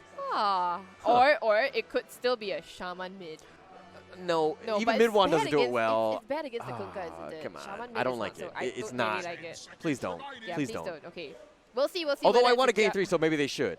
I'm just throwing that out there because I mean that could work as well if they want to throw the game and they want to get to a game 3. Not throw, they want to experiment here. Experiment. Now is not the time to experiment. Okay. Well, this is your World Series of Dota, so to speak, and you have to play your best Dota game, here. right? Yeah. And to throw things out like a Shadow Shaman mid at this point, please don't. Okay. So they are looking for their offlaner. Sand King is honestly still available, so that is one option for them. What other annoying heroes are there for? I'm going to throw this out there, but a Dazzle offlane. It messes up with the LC duel. I mean, yeah, you have the Poison Touch. You're going to probably be, I mean, like, who's the one? The Ember? You can kind of deal with that in a way. Axe. 3 melee. X. That works too. X. Okay, I can see that as well. X. That is actually interesting. And it looks like Pacific Pink is really going to think tank on this one. I mean, they had a ton of time. They've got a minute, they've got a lot of time here. So. That's plenty of time in terms of how they want to do this. But I think that like an Axe, that type, Abaddon? Abaddon, probably. It doesn't matter if you get dueled. I think Abaddon's great. No, Abaddon's banned actually. The first ban coming out from the side of Asterisk. Look at you paying attention to the details, unlike me. It's all right. You're a boomer. You're pardoned. Oh, okay. All right. Whatever. Okay. Really taking their time with this. Yeah. We have not seen an X this tournament, so we'll see if would they whip it out? go for it. Your back is on the wall. This is it. You might lose the tournament, and you want to whip it out. Sand King. There you go. All right, that was comfort. my original call. So yeah. But it took so long to pull out Sand King. Yeah. I think they were just trying to we're going to pick Sand King from the beginning, but we're just going to let the timer go. Just make it look like they're thinking about it. But that works as well. I mean, it's got the stun. It has some ways of kind of dealing with the LC. But to be honest, even with the last game, I feel like NM hasn't been able to control the field as well. All right. So I didn't really feel NM's impact the last game. Yeah. Not to say that she hasn't had an impact in this entire tournament. She has. Yeah, she has. But just that last game wasn't her. It wasn't her game. Highlight game, so to speak. Okay, it is going to be a mid Mirana versus a Kunkka. There we go. Mid Aurora Mirana here, which kind of suffers, right? Kunkka, Mirana with that very pathetic base damage initially. She's not going to do so well, huh? Yeah. For herself. Kunkka with Tidebringer. It's going to hit down the Mirana, and X8, of course, very skilled player. She's not going to get outclassed by Aurora for sure. Definitely not. I mean, Aurora is one of those things where this is the matchup where you just need to worry about your positioning. The Tidebringer obviously just getting some shots in on you, and the fact that you could get X at any point if there's any sort of rotation that might happen. So they do need to be very careful, and they need to keep tabs on where KJ is at all points. Yep. If she's missing, you got to play a little bit safer so that you don't get X'd, tossed back, that level. So you just got to be a little bit careful. Now, the game is loaded up. Game 2. Here we go. Who do you like? Who do I like? Man, this is going to be a hard one. That's because I wanted to go to a game 3 as well, so I kind of want to go with Pacific Pink. But, okay, hold on. Let me just take a look at the lineup again once we load into the game. Okay. I am legitimately partial to Ember games, honestly. Okay. And it's going to be a Magic Ember. Magic Ember? This is the way to do it. I mean, okay, if we're looking at Lockdown, you had the Rubik, Kunkka, X, you have the Sandstorm, the Burrow Strike from the Sand King. Homing missile. They can remnant away. Those are like the biggest things, right? Magic is going to be very somewhat elusive in that sense. So it's going to be a matter of shutting down her lane. Now, shutting her down and then creating space and making sure that she has no place to farm. Yeah. Magic still finds ways to farm. It's a continuous thing, right? It's not just like, okay, let's just poop on Magic in lane, and then we hope that, in the end, Magic is just going to fall off. Because the thing is that Magic, she finds places to farm where, like, she just pulls the farm out of her butt, and then suddenly, items, top of the net worth. And yeah, that sort of thing. Her efficiency is off the charts, and I don't think anybody has found a way to deal with that. Yeah, to be honest, I think she's really carried her team in this one. I mean, Asterisk is a very good team because of Magic. the fact that like her supports and everything, not to take anything away, they create a lot of space for her, but Magic still finds way in losing games to find farm. So that's the very impressive thing about Magic, you know. While you may create the space, sometimes you don't know if the carry actually takes the space that you are creating. Yeah. Needs to take advantage of it, right? And she joins the team fight when she needs to, which is very, very good for her. Yeah. Oh, actually, when you talked about that, it just reminded me of the fact, you know, when she played PA, I felt that she joined fights when she didn't need to, and that was what cost them the game. Yeah. So this is the thing where she's learning, right? And then she's like been phenomenal this time, and all of FSL, right? Just the fact that they've only lost one game speaks volumes about her play. All right, so KJ doing a bit of blocking action, trying to get the creeps under the tower. Will not be too successful because it's just right on the edge of the tower, actually. It's the perfect spot. It is the perfect spot for NM Sand King. Yep, the Sandstorm is going to push it in. So they just wanted to find a safe place for that Sand King to farm under that Sandstorm. What do you think about the this top lane, right? The Bada Bing, Shaman, Undying, Gyro seems very, very strong. Yeah, it is. I don't think this lane is where we see the kills. I'm not sure, unless Jia gets caught out of position, because there is a homing missile onto her. Yeah. It's going to ding her for a bit and probably going to steal the some two-man. health. Yeah, the decay. Yeah, steal more strength from this poor Shaman who doesn't even have much health to begin with. Oh my goodness, the damage coming off from Undying, 81 damage. It's a lot. 20 strength steal. Oh! This is the power of the Undying 5. It's just that she's so strong and she's super annoying. You know what I mean? The fact that she steals from the decay is just so much that you can do. It's creating a lot of space for Sherry, who, of course, is just right now is just looking to do some farming. And obviously, Sherry, this is her comfort pick. Comfort pick for Sherry indeed. You know, she on the Kunkka right now, 9-1, as opposed to the 3-2 of that of Aurora, right? All right, this Kunkka doing very, very well for herself, but you know, it's kind of predicted. Aurora is going to suffer in the mid lane, right? Yeah. So, okay. Shaman also dropping very low, has 4 strength, you know, only has 1 tango, went for the boots first actually, so she will just have to walk herself back home, doesn't notice that there's a regen rune in the river, will be picked up by Mirana instead. So they're going to drop the torrent. Yep, the torrent, nope, sidestepped by Aurora, she's going to just deal more damage to X-Hate instead, who only has 1 tango, but has a lot more health to, you know, to work with than the Mirana. Okay, one thing I don't like about the mid lane is that none of them are using their taunts. Right, Marana has a taunt, Kunkka has a taunt. She has a very nice they taunt, should right? be, yeah, she's an awesome one. She has the circles around she circles around. I love that taunt. Yeah. And Kunkka has a good one too. I like the, there we go. There you yes. go, there you go. Voice activated taunts. Step lively. Oh, I love that one. That was a great one too. Okay. Okay, and yet again, this is another lane where Kimchi is up against the Sand King and she doesn't have sentries. Yeah, she's kind of failing in that sense. She has literally one job, but I'll talk to Kimchi after this game and see what she's thinking, because you're going up against the Sand King, right? You need to have those sentries. You know you're going to be going up, for sure. Yep. And she's just like, I'll just buy this stick instead. Add value to my lane, apparently. But all right, Aurora spending a lot of money on regen in the mid lane here, so her items are going to be quite impeded. But that's just Kunkka. Yeah, I mean, Kunkka it will outlane a Marana, in my opinion. I think that she has a slight advantage, just because the Tidebringer just can do so much, and you have to be so careful of where you are. Now, when Tidebringer is off cooldown, you can get your shots in now. But yeah, she needs to just kind of pace herself. It's an interesting mid lane matchup. Alright, they're going to be chasing down the Rubik, but KJ will be just fine and walk herself off, but Sand King doesn't seem to be quite so fine. Does have a couple of spells off cooldown, will juke there we go, himself off, the but the stun goes off. There's just going to be additional stick charges, and now the Sandstorm is going to go off. She's going to farm some of the creeps here, try to drag him into the Sandstorm, and yeah, they'll be very efficient farming, I guess. Yeah, and so at this point, Kimchi's like, oh, now I should have bought some sentries. Yeah, now I should have bought some sentries. They seem important. They true side here. Homing myself onto Jia again. Yeah, a little bit creep action. Bada Bing just kind of pulling it through, making sure that Bada Bing does get that farm. And Jia, like a good support, is going to get out of the way so that you get the full XP. You get the XP. She has boots though, so I thought she would be making her way to mid. Yeah. When you have boots, right? Yeah. I mean that's the whole plan. But she's still a ways away. I mean, obviously a smoke would help them, just in case that there was a ward. But speaking of which, we still don't see a sentry by Ogre. No, sentries are overrated. Who needs sentries? You know, Magic has Flame Guard as well.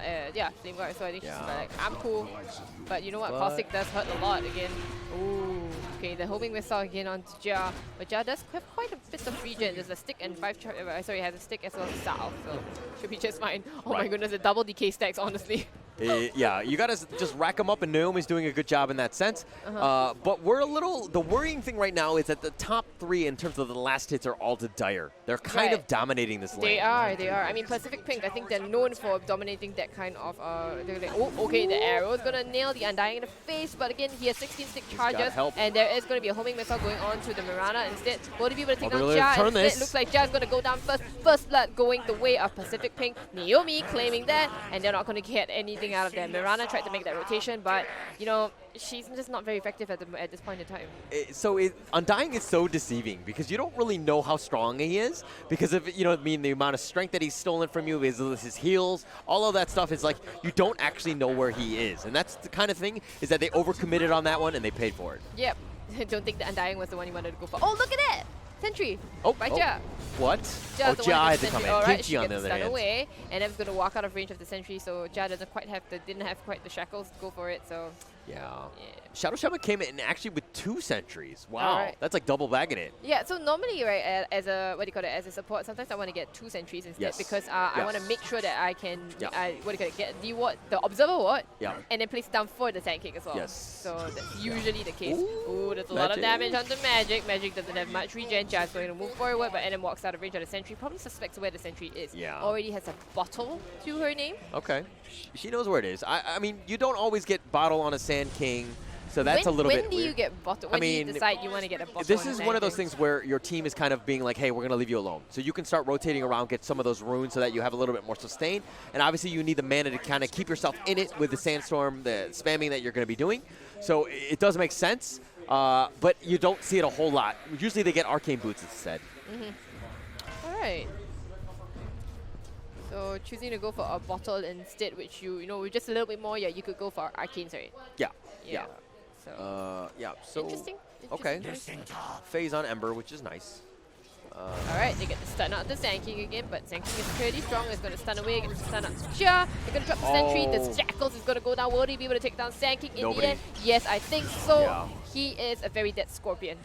Yeah, without your friends, you were not going to survive. I mean, they had the dust, the sentry, they had, nobody cares about you, apparently, yeah, NM. Nobody cares about you because we care about you, NM. KJ was like, KJ was like, Sand King, you're fine, I'm just gonna sit here and stab some EXP because that seems important.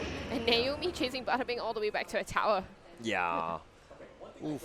I mean, she's level 3, though, which is a little worrying. She's giving a lot of space to Sherry to get that XP in the farm. Yep. But Bada Bing, on the other hand, is okay. She just turned to hit level 5 now. Yeah, so she can always just go back to the jungle, right? Because she has a moment of courage. So that's going to be easy for her to go forward again. Oh, they find the Sand King again. Shaman's going to walk in, gets the stun out onto her, but oh no, that's onto Magic. In the end, Magic, the triple flame. remnant. Oh my goodness, triple remnant forward. And then one last hit. Yeah, that's right. And it's going to go down to Magic. That's going to be 2 kills set up right under that same value sentry ward. Right. And I mean, Bada Bing is just completely given up on the lane, which is fine because she's going in the jungle. But the thing is that Jia she made a rotation bottom, securing everything for Magic. She's going to have an amazing game, and she's top of the net worth right now. Yep, Magic. You never want to see Magic top of the net worth during the laning stage here. Never. You want to. She's the one you want to attack. Yeah, she's the one you want to make sure you beat her down, and then maybe at least you stand a chance, right, in coming back to this. Right. Maybe. But if you have Magic at the top of the net worth, then there is. It's sort of like how, teams kind of like poop on Miracle a little bit in the lane because they want to keep him down. Because if you let him farm, well, that's it. And if Miracle comes up top at the laning stage, then, well, you're more or less done for. Yeah, but I mean, Gyro's level 7. She's keeping herself into this. Mind you, she scales a little bit faster than Ember, especially in the beginning. For sure. And she's going to get phased very, very soon.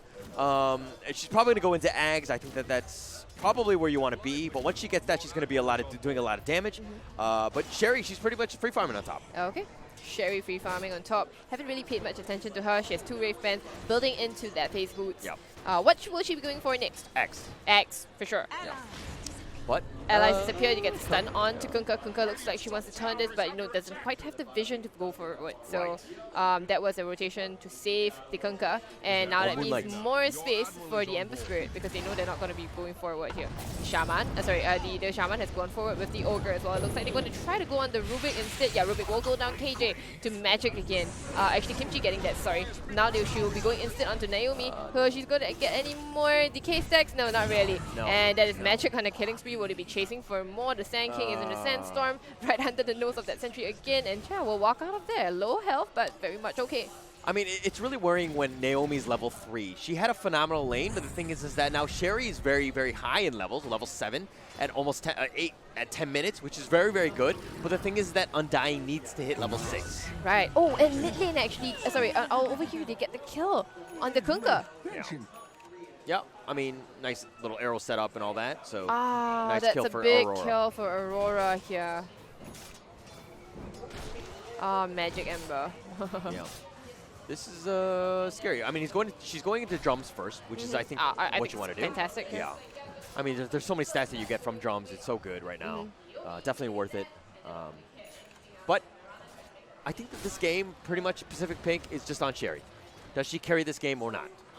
She's the one who's doing the best on the team here, right? Yeah. X-Hate uncharacteristically low on net worth here. You look at this. Yeah. She's 4th on net worth here, which you don't normally see. She's below the Mirana. And remember we talked about Mirana having a terrible lane and all that kind of thing, which is true, yes, but she's back. Somehow, She's Mirana. Back. She's going to get eggs next. She's going to go more magic-oriented. Basically, you need to see the fact that Ember is going magic. I mean, he has a lot of magic. Yep. The Mirana's there and the Shaman, right? So somebody on Pacific Pink needs to go pipe. I hope they do realize that soon. And the Sand King could go for the pipe, I suppose. Ideally, the Undying, but it's going to take him forever. Yeah, Undying is going to take him forever. All right, the sentry has been dropped. It's going to spot out the other sentry, so they know they're going to go forward, and they probably should not be fighting into this area. Aurora, they set the homing missile onto her. She's X marks the spot as well. Now they're going to drop the call down. It's going to land onto 3 of them or so. They're going to go instead and try to hit down the tombstone that was placed where, oh my goodness, they've caught Naomi. Trapped in there. They're going to drift, get her down. Oh, but a beautiful stun. Posing up. Okay, the Shaman goes down as well, and now Bada Bing not quite able to get the duel, not quite able to finish off that duel, so they'll be able to get the X marks the spot onto Bada Bing. It looks like she will be left for dead. Yeah. No, nice kill there. This is the thing, is that Bada Bing, instead of just going straight up for the duel, she actually turned to hit the tombstone, which is the right move. I think it's the right move. But this is the power of the Undying, is that you're focusing things to deal with this tombstone, because if it gets out of hand, it's a problem, right? So they're prioritizing differently, and they have to react accordingly. All right. So they lose the Legion Commander as well as the Shaman for this. And now Aurora going in aggressively for X-Hate. She's going to get the torrent onto her, followed up at the stun. But now a Hex up from Enim. And on the other side, actually, they find the Shaman. Oh no, the stolen Hex as well is going to go on the Judge. But she got the D-ward. She got the D-ward. Okay, congratulations. And now Bada Bing caught out of position again. Sanky goes in aggressively forward, trying to save Bada Bing a bit. But no, Bada Bing is not going to be able to get out there. Here we go. So Aurora, invisible rune, she's got invisibility actually, so she's going to walk us up. Oh no, they found Kimchi, the X marks the spot. The torrent, go up. Oh my goodness, it's been a a la carte buffet for Pacific Pink. They just get one by one, they get served. Asterisk one by one, piece by piece. Look at where Aurora is standing. She's waiting for the team fight. She can't. She's trying to pick off somebody on the way out, but this is super dangerous. I don't know what Aurora's doing. I don't know. She's going to look to attack. 2 people have TP'd out. Aurora just kind of... Ooh, okay. All right, Invis is just expired. And she was like less than half at that point. Yep. Kind of dangerous. I mean, she knows what she's doing, I suppose. Yeah. Okay, but Sherry is going to get Ags next, which is the right call. I think that she's going to start looking to pick through. And, I mean, the team has been moving very, very well. Getting that T1 mid is very important. Yep. Tier 1 mid opens up the lanes and, the jungle for them to proceed forward. So, very valuable tower to get. And now it looks like they might be going in onto the spot Tier 1. And that's also going to be removing access to the jungle. In the mid lane here, they do find a Kunkka. They drop the wards for her as well. And they're going to put everything on top of her. The boat does stop the shackles. And XA is going to try to get herself out of there. She does have the boat ram. Oh my goodness. Nope, the wards are going to finish her off. Level 1 ram. Oh, at the bot lane. Sorry, at the top lane down here. They actually finish off the Sand King. Yeah, nice duel there. Nice duel, by the way, for Legion Commander here. So Sand King caught out of position. So, but they do lose the Kunkka, right? That's the big one. That's a massive one. And she almost got away if it weren't for those those kids, so to speak, with awards, right? Kids. Those These pesky kids. Yeah, These kids. all of them. But nonetheless, she was almost able to get out with the phase and everything, but let's see how they can react to Naomi's kind of TPing top. She's still not level 6. Oh, she is. She just got level 6. At 14 minutes, 14 at like, minutes. what, 25 seconds? Yeah. That's really behind. That's worrying for sure. You do need to be careful. Doesn't have any stacks on her. It looks like Bada Bing is still hanging around the neighborhood. Wants to cut her way through the trees to get in here. Can she cut her way? We'll see. I mean, Naomi's playing super safe. She's hiding in that jungle. Yeah, she's hiding, but look at it. Bada Bing is going to be cutting her way through the trees. Go forward. Look at Bada Bing. She sees her here, goes forward and gets the duo immediately onto here. Oh my goodness. And now the rest of the friends, they come forward and they take out the Undying. Right. Not quite living up to her name, huh? No, not at all. I mean, that was perfectly rotating just for the 15-minute rune. They're going to secure that. And the fact that they knew Naomi was there, it's just a matter of time. And like Naomi was coming like, come on, I'm a position 5, right? Come on, leave me alone. Well, not leaving you alone because it means, permanent dual damage for the Legion Commander. It's going to start adding up. I mean, she's only got 30 now. 30, that's 3 dual damage, 3 duels, 3 successful duels. Yeah. Not bad. TP coming bottom. So NM is going to be canceled the TP actually. Whose TP was that? Yeah, look at NM. Still like looking. Yeah. It's like, she's here, and they're dusting. Yeah. It's a ghost. But of course, with Moonlight, you really can't see. That was right? just TP. That was just TP. Yeah. I was wondering whose TP was because now they're going to go instead onto the Undying. Yet again, the sacrificial lamp material is going to go out. Undying, unfortunately, they're going to lose the Undying as well as the tier 2 because they dropped the wards for that. Yeah. But you got the T2 bottom as well. It's a nice even trade. I mean, the fact that the Shaman had to expend the wards to get that, I don't know if that was the right play, but I mean, you're even now at the end. Yeah, I suppose you're even now for sure. Gyro and Undying being being so low, on such a so low level, probably will be okay with dying that much. Okay, they find Magic, they have eyes on Magic, and now the X marks the spot as well. The homing missile. Let's see if Magic is able to get her way out of this. No, the stun as well. The homing missile follow up. Right. No, okay. they didn't. Oh, that's a mega kill streak going the way of NM. A beautiful rotation, beautiful setup by the X marks the spot into the stun, into the homing missile. So much damage onto Magic. Okay, I mean, with that Rubik there, that lift off at the end, I mean, that was just kind of it. Just making sure that if not, she could have remnanted away. She does have a remnant on the map. Right. But they chain stunned her perfectly, right? Yeah, so yeah. No, it was perfectly timed. That was so perfect. Yeah. I thought she was going to be able to get away after the Torrent, but the stun from the Sand King actually stopped that. So Rubik here, though, level 9. Probably just want to steal something, right? Aurora, she's got her eyes on Naomi. Naomi's going to soul rip up, but the arrow's going to miss. She's going to pop the flesh golem as well. That's going to be a long cooldown out, but on the other side, you've got Kimchi dying to the epicenter as well, and Bada Bing, caught in a world of hurt, will go down to X8. Oh, X8 just doing so much work with that Tidebringer and that damage that she has. I mean, yeah, she's got 2 bracers, but she's got the Shadow Blade as well. She's got so much sustain. And look, what, T2 mid, they're starting to push. Alright, tier 2. This is going to be a very valuable tower to take down for sure. And I think they'll be able to do this. Sherry already has that Aghanim's like you mentioned. Just probably has to wait a little bit more and then walk to the secret shop to get it. But it looks like, oh my goodness, what was that TP by Kimchi? Oh, they dropped the wards, they go back in, Kimchi is brought back, but she doesn't have a TP, she's going to have to waddle out again. You get a shackle onto the gyrocopter, and that's going to be a very dead gyrocopter. That's a very big kill. They're going to go for more. Who can they find? Naomi, she's around here. KJ's going to TP out on the sidelines right now, and I think Naomi is going to be the next sacrificial land. But the Ogre did have to buy back, and in the backlines here, actually, they're going to go for the Sand King. Yes, they take down the Sand King. Magic getting a kill onto Naomi on the Undying. Right. I like the fact that Kimchi uses her buyback whenever it's ready. You know what I mean? Like, she knows that she can win the fight. She doesn't think about it. She just realizes, hey, we can do this. They're already running. We got the gyro. We can go. So she buys back instantly and then secures the next kill. Sand King, very elusive. Way to go. So I think it was a worthy buyback in the end, I think it was. I think you secured it, right?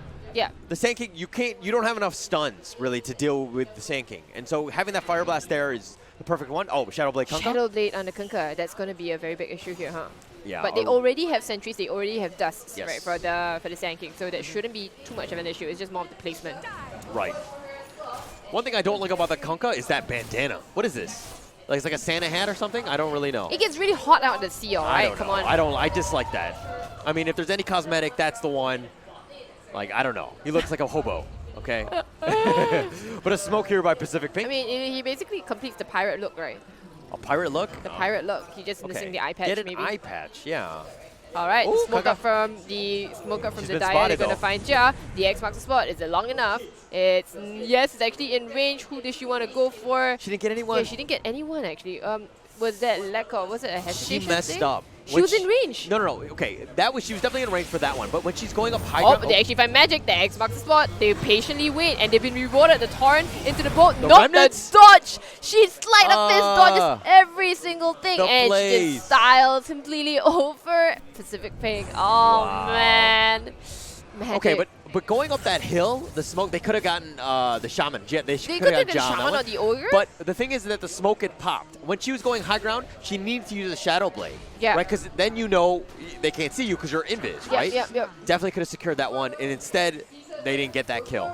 They don't even get the kill on magic. Instead, they get the X. Uh-oh. Oh, okay. They find the hex onto see her. the They're gonna X. duel. They put even the wards back down immediately. And okay, X8. she goes back, and then the And the duel duel here. in Look the- in the waiting arms of Bada Bing right there, and the Right. wards as well. They embrace her, and they send her to her grave. Yeah, that's like the time that the X is not working to your advantage because the enemy knows exactly where it you're knows going to be. exactly where you And are. hey, you had a waiting LC and the wards just kind of encompassing you. And this is where things are kind of rough, right? You lost game one. You needed to come back. And yeah, you're playing. It's competitive. It's even. But the thing is that you have not lost this game. You need to ensure that you continue to fight. Continue to split push. Keep yourself in this game. Prolong it.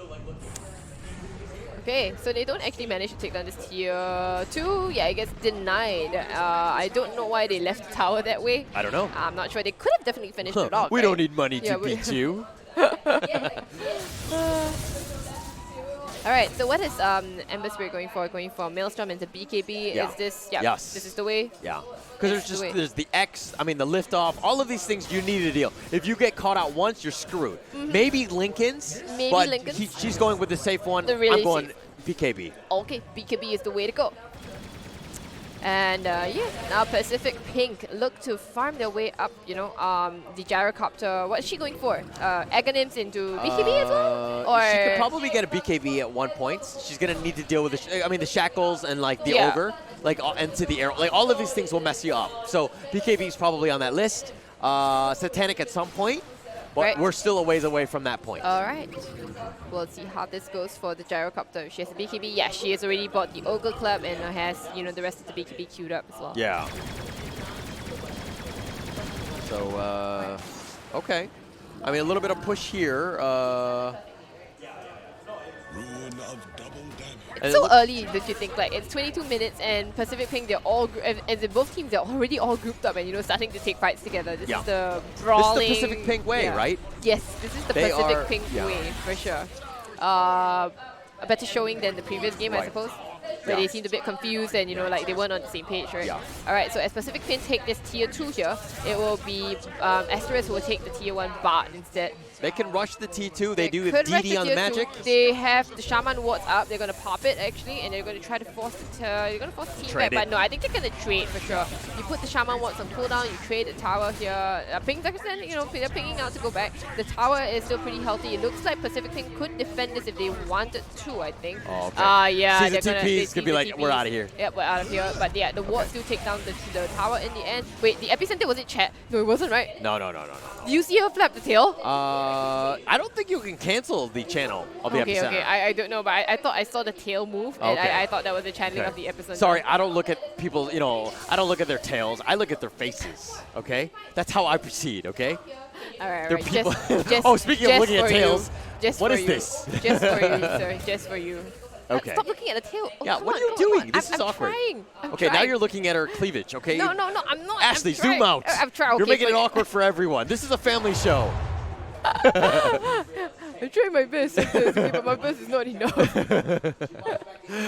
Okay, so Naomi here, dirt poor, position 5. You just have wards, brown boots, stick. I mean, Quelling Blade to just She de-ward. affords a Quelling Blade. Wow. I mean, I think that that's what you need to do as an Undying, because you're melee, right? You can't really de-ward stuff, but here Right. we go. Smoke. Smoke up again. They're probably heading to top lane here. They do see the Ember Spirit in the lane, but Ember Spirit very, very elusive. Not sure if they can find anybody else. Ooh, the Sentry Ward actually does spot out. X8 popping that smoke. Sorry, popping the Shadow Blade. And now instead they'll go on to Kimchi. Kimchi being stunned up. The missile as well.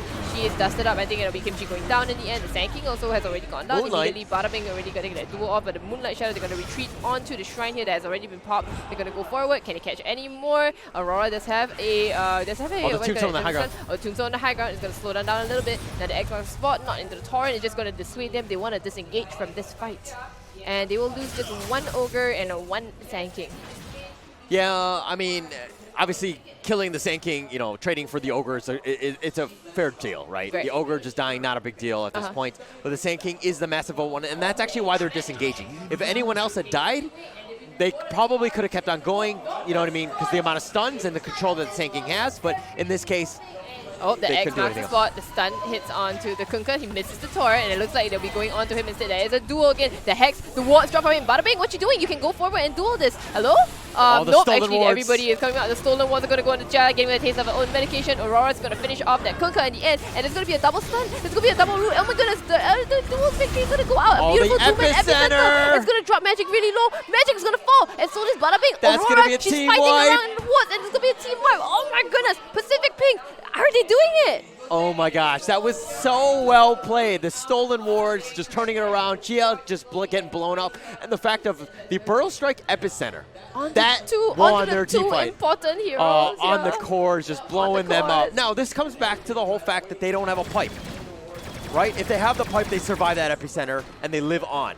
You have to buy Ember a little bit of time, a little bit of a buffer zone in terms of his health, because if he gets damaged at all, he's going to get blown up. But if you have that pipe, that shield, so to speak, you can survive and you can remnant out. You have to keep Magic alive, and the way you do that is through the utility items. They don't have that. Yeah, not yet. They already have the Hood of Defiance as well as the headdress on the Legion Commander, who's just a recipe away from that pipe. So maybe the fights will, you know, not be as disastrous the next time that the Sand King comes in with that two-man Burrow Epicenter combo.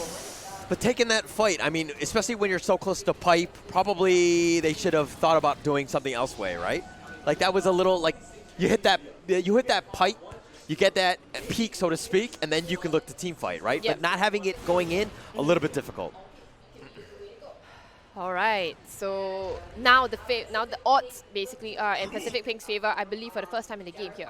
Oh, we didn't do. Oh, wait, don't do it. No, I'm not doing it. Oh, no, you look at okay. that Good thing I didn't overreact, because I did. So G is actually like standing up right now. I think he's kind of hyped right now. I really want to stand up as well, but you know, I'm attached to my keyboard for sorry now. That you have to opt. I'm sorry I have to opt. Oh, the Cash Jar in the trees again. This is a complete hiding spot. They're going to get torrent into the Xbox spot and the boat as well, and it's Jar dead for a long time. Yeah. 45 She's seconds. trying to split push, but it's kind of hard. She did have wards up, and she was looking to create as much space as possible. Pacific Pink know this. They know this. They know Jia does this very often with the Shadow Shaman, right? So they've picked up tendencies, right? Jia is the one that's looking to create space. If we're looking at not any of these, net worth. Okay. Jia's kind of on the bottom. Normally she's at like the top 5 or so. Near she finagles her way to the top 5, and that's through split pushing. She has not been able to do that. And now they will be going for this mid-tier 2, and that will be the end of the towers on the side of the Raven as well. Ooh, so. I don't know if it's still too early to say, but are we thinking game 3 at this point? Okay, look, I want a game 3, okay? I want a game 3, and Pacific Pink, they're making it look very obvious, but you know, the game is not over, okay? Yeah. Asterisk, they still stand a chance, which we will be going into and betting, you know, what Dota Buff says, what Dota Plus says. Okay, let's do it after Roche, because that's another one. After Roche, okay, right, we'll do it after Roche instead. Because that's a game changer. Wait, they back out actually from Roche, and the call is to leave. Huh. Okay. Are they so cautious? That was interesting. Because if you look at the rest of Asterisk, they had no idea. That is actually, okay. That's an interesting back-out call. They do have a good ward here that, you know, watches them when they come in. Yeah. So I think, okay, they're going back into Roshan. Oh my goodness, I'm not sure why their call was back here. It was so funny. He was trying to do it. They were trying to do a fake back on us. They were trying to trick us. They were trying to trick us instead. Duh. So that we don't, obviously. They're like, oh, the casters think we're going to get rushed. No, we're going to back gonna down. Get baited. Got so it. apparently players do this, okay? They actually put like crappy items in their quick buy, and then it makes us question why they're getting this. Yeah. I've definitely seen it before, and I think it was Ice who told me, I think. That, they're messing with people. You wouldn't expect anything less, right? Understood. Of course. But it looks they have Aegis, and now they're going to go high ground T3. They've got all the other outside towers. How do they defend this? Okay, Magic Remnanting. Skill. Magic Remnanting. Again, remember, look at Jia. Just ratting again. Okay. Just like look at the pigs coming out for her. She's gonna. I feel like Jia should be playing like an NP type hero. Yeah, like it would suit her really well. It would suit her very well because now again she drags the Rubik back and they've all backed off. They're no longer going to be able, and now they're going to take the fight on their terms. Moonlight. The Moonlight Shadow. Okay, it's going to force the BKB onto Sherry. Sherry does have the Aegis right now, so Magic maybe doesn't really want to go on to Magic. Oh my god, she gets stunned up by the homing missile. The cooldown is down, but no, the Purge. It comes out from the Legion Commander. She's going to save Magic, and now Bada Bing caught in a bit of a bad position. She's going to get stunned up, and she's going to get taken down in the end. There's going to be her on the deck for 50 seconds while the rest of the team gets out of there. Yeah, she was the sacrificial lamb, so to speak. I mean, she saves at Magic, but I mean, I don't know. It was very difficult. It's tough to deal with Sherry at this point because Gyro is very, very strong. She has BKB, and just the amount of damage that she does, it makes it very difficult for Ember to even fight her at this point, especially if you're fighting into Aegis. Ember cannot go toe-to-toe with Gyro at this point in time. Yeah. Right, and in my opinion, Ember is the one that should be TPing all around and split pushing. Right. She should be pushing out all the lanes. Not Gyro. Yeah, not Gyro. That said, Ember does not have Boots of Travel, so she can't really play in that play style. I think she should have gotten the Boots of Travel for sure, right? I think so too. But I mean, she got phased for the laning phase and obviously the damage, but I think Travel was the long-term play. Right. I mean, hindsight is 20/20 at this point, but she probably thought, oh, Jia will do it anyway. Yeah, so. Jia will do it anyway, and that's how Jia usually plays. Yeah. Okay, so they're going to 5-man it here. They're down 6K. I feel like Ember's had those items for quite some time. Yeah, I feel like Ember, no, she got a BKB, sorry, the BKB was the new one, and then, yeah, she just has not improved. Yeah. She's got Eggs next. What do you think about that? Eggs next. Just basically playing Ember on easy mode, isn't it? Yeah. It's like, oh, I don't have to count how many remnants I have. I don't have to count how many remnants I have. I always have them up.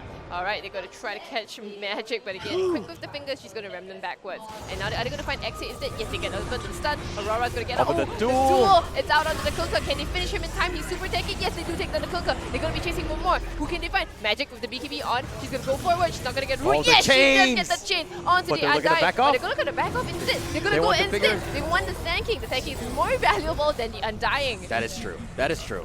At the end of the day, Undying, I mean, he's worthless at this point. He's at the bottom of the net worth, 3,000 net worth. You're not going to get much gold. You might as well secure that kill, make sure that you get that Sand-King.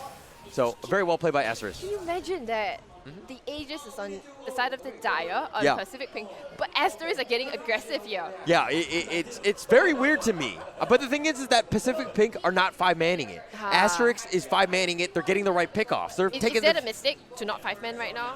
I mean, to be honest, Pacific Pink should have been doing that. Right now, they're all over the place. They're too worried about Jia split pushing. They're too worried about all of the other things. But what they need to do is just 5-man mid. So it seems like they haven't really learned from the previous game, right? They know that Jia's a distraction. Yeah. They know that they've got to push out all the lanes, or at least somebody has to buy maybe Boots of Travel or something that, okay, maybe Kunkka, right? Right. You can X yourself, clear out the wave, and then get back again to the fight. So that's the thing, is that they know that Jia's going to be split pushing, but the thing is, it's like a mental thing, right? They're like, oh, we need to push out the lanes. If not, Jia will be there pushing out the lanes even further, making it very difficult for us. So instead, we're going to be split pushing all the lanes, and we're going to see what we can do. Now, 5-man smoke, they do have Aegis. Okay, they do have Aegis, but it is going to expire pretty soon, so they might want to take a fight really quickly. They do have eyes on Ember. Stun up. Okay, he's going to go to X marks the spot. Now the Hex is going to go out of there. The Sand-King's probably going to pop down because the BKB has been popped already. And then he's going to be taunted up right now. Okay, there's going to be a lot of damage. The stun is going out. Now Kunkka's going to be dealing a lot of damage. Magic is going to go down. No, it's the Legion Commander who's going to go down first. They're going to X marks the spot again onto onto the Ember Spirit. And Ember Spirit is going to drop all the BKBs. All right, that's a convincing fight coming out for Pacific. Reason being is that Ember was doing the fight in the beginning, which is fine. He could run away. He could remnant away at any point. But then Bada Bing thought, oh, Sand-King very low. I should go into this. But the thing is that Kunkka had the rum buff on him. So that's why Sand King was being able to tank and survive through all of that. She should not have done that. Waited for the run buff to go away, and then she should have gone in. Oh, buyback from Bada Bing. It's going to come out. The Hex is out. Okay, it's going to be on to the Kunkka right now, but the Kunkka is incredibly strong. The Slow Whip is going to give him a little bit more health to work with. The stuns are going out. Will he be able to take down X8 in the end? X8, yes! Goes she down. will drop in the end. Yeah, a little bit too far. This is the time where I don't know why Gyro wasn't tanking from the front. The duo! Oh my goodness! They found her! They found the Undying again! Not living up to her name, and that's another additional... Undying! Undying. I mean, it's great for the dual damage, but it's in the Undying. It doesn't really matter, right? You lost the Kunkka, which is the massive one, and that's the one you probably should have protected yourself from. Oh. So after the buyback, should they maybe have just backed instead? You know, they forced the out buyback, yes. Okay. Aegis, when it was about to pop, you back off. Those are the two points that you did that. They were very slow. Kunkka was just like, hey, come at me. Even though I didn't have Ghost Ship, I didn't have any of these other tanky things to keep myself alive, it was just over-commitment. Okay. So, not respecting the Legion Commander buyback here, huh? And they will pay for it with the Kunkka's life as well as the Undying's life. Yeah, but Gyro does have Satanic, so she's going to be on another level soon. Satanic. That's right. You are right about that. That's the new item here. Does she go for maybe another damage item here? Gyro? Yeah. I mean, you have BKB. Sorry, what is the cooldown on the 8 seconds. 8 seconds. That's not too bad. That's not too bad. Not too bad. I think she's okay. I think at the end of the day, it's going to be like you need something to replace the Basilius, of course. And the Wraith Band. She's definitely not 6-slotted. So she can go almost anywhere at this point. Butterfly, because, you know, Ember's not... Nobody's going to get an MKB, isn't it? Actually, actually, I really like Butterfly now that you say it. It's very, very good here because nobody wants to right-click you. Who's going to get MKB? Mirana's got more of a magic build. Ember as well. He's kind of sliding it and all that. Bada Bing hasn't gotten enough damage, and she's doing a lot of utility. So, yeah, I really like that. All right. So, okay, so while Pacific Pink, you know, when they can take fights on their own terms, they win the fights, right? Yes. If they're not getting distracted by just split pushing and all that kind of thing, they win straight up. Yep. So, I mean, like, look at Jiao right now. Speaking of which, she's continuing to push the lane, right? The bottom lane. But you look at this is Ward here, and it spots Jiao out. You know her, she and the sneaky movements. Yeah. But they do see her. She does have a BKB of 9 seconds. She goes, this is like her build. Yeah. Aether BKB. Aether BKB into screw Blink. Force, screw Glimmer, screw, you know, any of these other utility items. I'm going to survive because I can BKB TP on out at any moment. Yeah, and it pays off, honestly, because you really only need, what, that 5-second BKB for the shackle, because if you can shackle somebody for 5 seconds, the person's probably dead. Okay? You're doing your job, yes. But look at LC. I mean, again, Utilities has the pipe. Yeah, you have 140 dual damage, which is great, but she's going BKB next. Yep. Okay, I see it. There's a lot of magic damage, a lot of control, but smoke coming up. All right. Gyrocopter leading the fray. Going up to high ground, but I don't think they'll find anybody because Asterisk have actually backed off to the other side of the map. Oh wait, they know Ja. Wait, did they scan her out? Yes, the ward actually spots her. Oh no, X8. He gets lifted up, dropped down, and that will be a 5-man rotation just for Ja. Yeah. They really dislike her. They really All that for 300 gold worth. They are very unhappy with Ja, but you see now, the thing is that when you take Ja out of the equation, she's no longer split pushing. Yes. They are free to go S5 and go down a lane of X, right? Yeah. That said, it looks like Aurora is pushing the top lane. So, oh, all right. They forget that Ja it's not in spirit just Aurora. is being able to create some space. Mirana going for, you know, the E-Blade here. Yeah.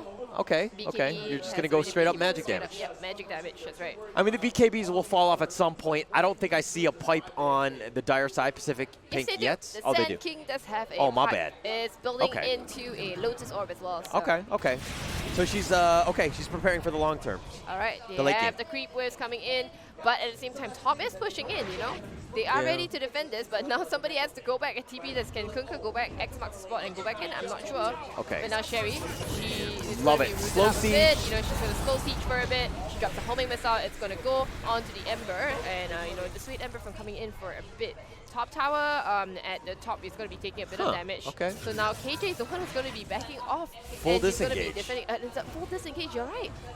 Or are they waiting on the high ground, I think? I mean, because they realized that somebody had to push the top lane. This is what Aurora done in creating that space, right? Yep. Somebody had to go back, and you can't take a fight 4v5. So that's why they had to just back up, right? Realizing that they can't take that.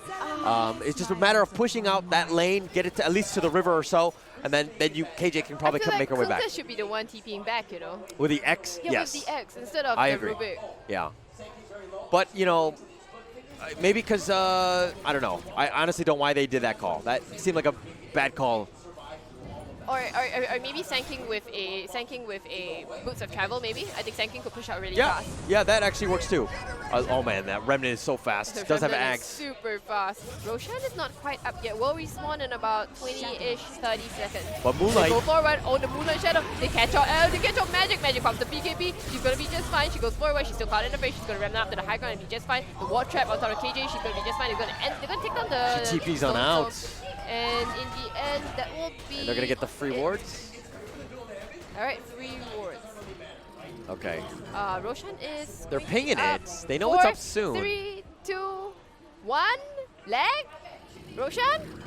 Yeah. Oh, she just walked. Okay, I thought they didn't see that. I thought she exited the moment. Roshan spawned. All right. Oh, but they're pinging it out. They know. Yeah, they ping it out. They know they're coming in for it. Ember Spirit is here as well. Doesn't quite have the BKB. It's still on cooldown for about 34 seconds. That's scary. The arrow doesn't miss anything. Oh, Badabing goes in. She gets a stun out. She gets a duel out as well. You know, but it's on to the Gyrocopter. Gyrocopter. No. The Satanic will heal it. The Satanic was going with the through. rum. Oh no, this is a disaster. Oh no, I don't think you duel the Gyrocopter. That's not the wrong hero. one. That's the wrong one. You go on and now. Roshan is free for the taking. The Mirana is actually going to even help her out. Okay, she leap in and she's going to go for it. No, but she's not able to get out. Oh my god. She tried. She's tried. She tried for a Grand Theft Auto right there, but okay, looks like and they're going to get Kimchi going down. Kimchi for dessert. Oh man, now Aurora has to do split pushing, create as much space. You got to buy yourself time because you do not want to let Ember buy back now. This is very, very scary. Okay, there we go. Ember buys back already, yes, but they're really beating down for the tower. They do have a glyph, so they may want to use it very soon before the tower goes down. Bloodluster Tower is doing a lot of damage. They still see that Aurora is still pushing top. Aurora should be returning soon. Oh no, they get an Xbox on the Kimchi. The Ogre, she's going to drop. She's going to die. There's going to be a dieback. And now they're going to try. You know, they've got 2 siege cards. They're sitting on the tower. Tier 3s are going to drop down immediately. You can't stop Can they stop this? This Gyrocopter is so big, so strong. Aurora, can she really do anything? She got the homing missile onto her. They're going to go forward. The chain skin is going to be onto Aurora. And the Sand King stun. Follow up as well. Jazz got it. She's controlling up the Sand King right now. But you know what? It's just, sorry, the Rubik is up. But it's just the Rubik. It's going to be the cheese coming out. Oh my goodness. They lost too much. That fight was disastrous. Oh, that was Aurora game losing. down as well. The Roshan fight. It changes the world. Oh my gosh, just going into that, the duel, obviously Gyro's not the one you want to go on. She's just so tanky with Satanic. BKB, obviously just so tough to deal with. Don't want to do I mean, with the rum buff from Kunkka. Right, the Hex is going out onto Sherry, but again, you know, the back line.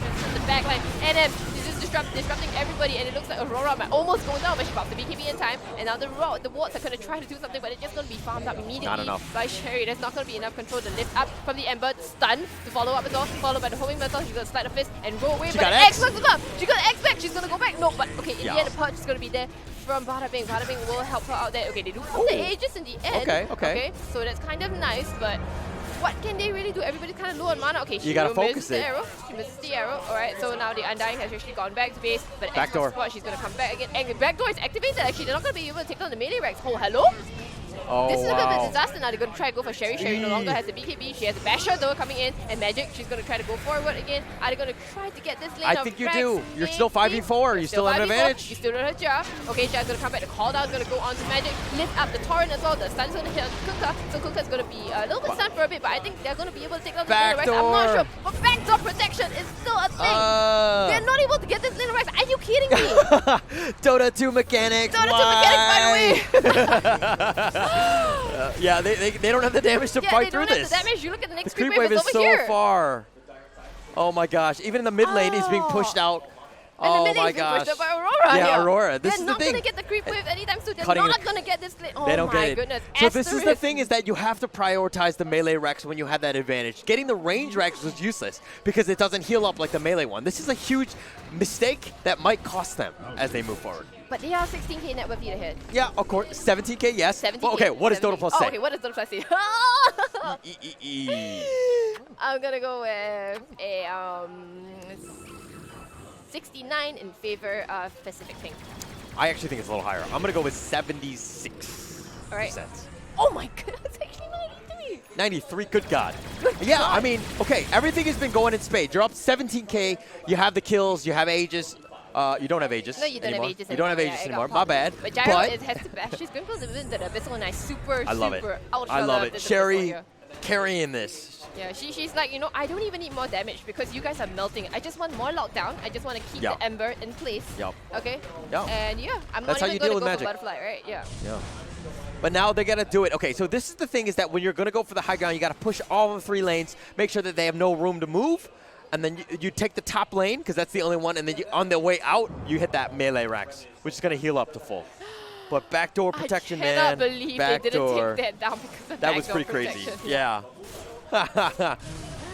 Pretty interesting how that worked out. Honestly, DOTA mechanics. Why, Gavin? I don't understand. I don't understand. Why can't I hit this tower? That's not fair. Why is it so slow? Why is it shielded? I don't get it. Why is he healing through the... Okay. But All right, that looks to be the last defense for Asterisk. Will they be able to pull through here? what about buybacks? Buyback status? Yeah, nobody has buybacks. Ooh, just Except bada for bing, Sand the King only and one. Bada Bing, that's right. All right, they're going to be beating down upon this tier 3. That's going to be the last tier 3 that remains standing. Yeah, that's it. The racks are exposed. Magic going to try to clear up some of the creep waves, but that's too much. Okay, Xbox is spotting the kimchi. Alright. Doesn't matter, Gonna fine hit time. as well. Yeah, it doesn't matter. Hit those racks. Okay, the homing missile's going to go for it. Magic pops the BKB, Woo! goes for it, but She took gets so much immediately- damage. She drops so low. There's nothing they much don't care. that Magic can really do. Okay, they can control up they control up the gyrocopter, so that's okay. But Magic is probably going to go down in the end. That's Magic without buyback. Oh my That's goodness, it. the duel. That's it. And that's still That's buyback. it. That's buyback on the Legion Commander, but it really doesn't matter because Ogre as well as the Ember Spirit, they are dead for the count. And that's going to be game 2, I think. Game 3. Yeah, it's going to be game 3. I mean, this is game 2, and we're going to go to game 3. very well played. They were sticking to objectives and they were going, but with Magic down, there's pretty much no way they can come back from this. It doesn't matter. They're going to Legion continue to Commander fight to the died. end. But, I mean, valiant effort. Great game right there. This is what we wanted, right? We wanted a game 3, week get 1 grand finals. GG is called. Pacific Pink take this game. After having lost game 1, they come back here. And they come back convincingly. Very well played by Pacific Pink. That was an amazing game. Hats off to them. Sherry really carried that game. I mean, obviously, the itemization, just the whole lineup, the way that they were moving around, very well coordinated. Loved that game. Very well played by Pacific Pink. God damn it, JJ. Yeah, Damn it, Sichuan, don't invite me to games. We're not inviting you to cast, so we're not Yeah, going to invite you to you game. We're not going to join- accept it. You can't join us on the cast. Get outta okay, so here. I don't want you joining games either. Let's see the graphs, because I think that's going to be the most telling one on this one. Oh, the graphs, yeah. Okay, What? That Roshan fight, again. I think it's the Roshan fight. That Roshan that's fight, all. they just Yeah. completely lost that fight. The Roshan fight was the Right, that deciding one. that was an amazing fight. Oh, it was that duel from the Legion Commander Yes. onto the gyrocopter of all people. The Kun Kai I can still understand, you know. Yeah. The Sand King, I was like, okay, cool, sure. But the gyrocopter is the last Yeah. person that Yeah. you ever want to go Yeah, on. yeah, And yeah. I was like, oh Yeah. man. Oh my gosh. To be honest, Pacific Pink, everybody, even Naomi on that one. I mean, yeah, she had a rough early game and she was sacrificing a lot, but she kept herself in it. I mean, the Tombstone is just so annoying to deal with. The amount of It heals is. and everything that you have, just everybody was just on point. The Rumbuff, the Ghost Ship, everything, the Yep. Sand King, the Epicenter, the Burrow Strike, everything. Very well played by Pacific Pink. Now, how do Asterisk come back from that game? I think you draft Magic, something a bit more conventional, maybe. Yes, I agree with that. You don't want her to do this magic damage Ember because she didn't come online. Okay, Yeah. Magic seems to be the sort of person, the sort of player who wants to farm till you know, she's ready, right? Yes, And yeah. So you Yeah. want to give her the farm, but Ember kind of wants to fight a bit early because Yes. you know magic damage it doesn't what do you call it? It's most effective early to mid game. Yeah. In the late game, you've got to wait for the BKB get Yeah. timings to go down, and then Uh-huh. magic damage is more effective again. Another thing about Ember is that he likes to kind of go in and out. Yep. Sleight of fist, do a lot of damage, but it's like a long sustaining one unless you go with the right-click build. Like the Daedalus. The Daedalus, Yeah, that's that's Fury that, kind right? of The build, Battle Fury, yeah. right? But that is not what Magic did, and so she No, just she went went- Magic. She's going for that long sustain, which plays into the strengths of Pacific Pink, where you have the Undying, you have the Kunkka. All of these things want long, drawn-out fights. Yep. Yeah, so I think, and Jia maybe has to reconsider her positioning now because right now Pacific Pink clearly have her figured out, you know. They found her, they put the wards there, they fight her, you know, over and over again, and Jia's just not so effective anymore. Yeah. Who puts wards out there? You know, it'll be Not like 40 really. minutes Not- into the yeah, game 40 or whatever. minutes into the game. Maybe in the lane, Yeah. yeah, but not like 40 minutes Yeah, in. that And was it was pretty massive. specifically for Jia to Yes. spot her out, really. So Love it, love it. So I think Pacific Pink has a coach. I think that they've been getting some insights. I think so too. But we'll see how that one go. Now, let's give a shout out to our sponsors, Dreamcore, Super Solid, Bounty Arena. That's where we're at now. Please come on by. We're going to see the last game soon. Elgato, Yahoo TV, Overdrive, and Aftershock. Without them, of course, we would not have had any of this. My name is Holler. You can find me at Holler TV. This is Ashley Rita Wong. Well, I almost said Ashley Rita wrong. I'm sorry. Okay. I'm sorry. It's just at the tip of my tongue now. But we're going to take a quick little break. We'll come back with Game 3 very, very soon. Probably about 10 minutes? 5-10 minutes or so. And we'll be back with Game 3. Okay, good evening, you guys. Welcome back to the final game of this grand final, best of 3 Female Esports League Dota 2. Hype! Game 3!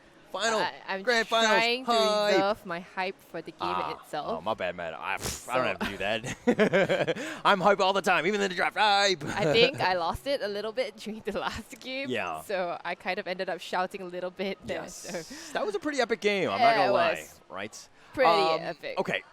We kind of talked up a little. We touched on it a little bit in terms of just how Asterisk really comes back from that heartbreaking loss, I would say. Oh, it's pretty heartbreaking. What do they do? I feel like a broken tape recorder. Yeah, you want to play ratting? Sure. You want to draft a Nature's Prophet or something like that, you know. And also, I guess she has to be a little bit less predictable for sure. Okay. Magic needs a non-magic carry hero. Okay, like a right clicker. Yeah, a right I get clicker, it. something more conventional. And I think this team, they are strong enough definitely to weather this storm, which is, of course, coming in from a loss, going into the grand finals. The final game of the grand finals can be quite intimidating, but I think Asterisk, they've got this. They are competitive. They are veteran competitive players, and I think they can come back from this as long as maybe if their laning stage doesn't go too bad.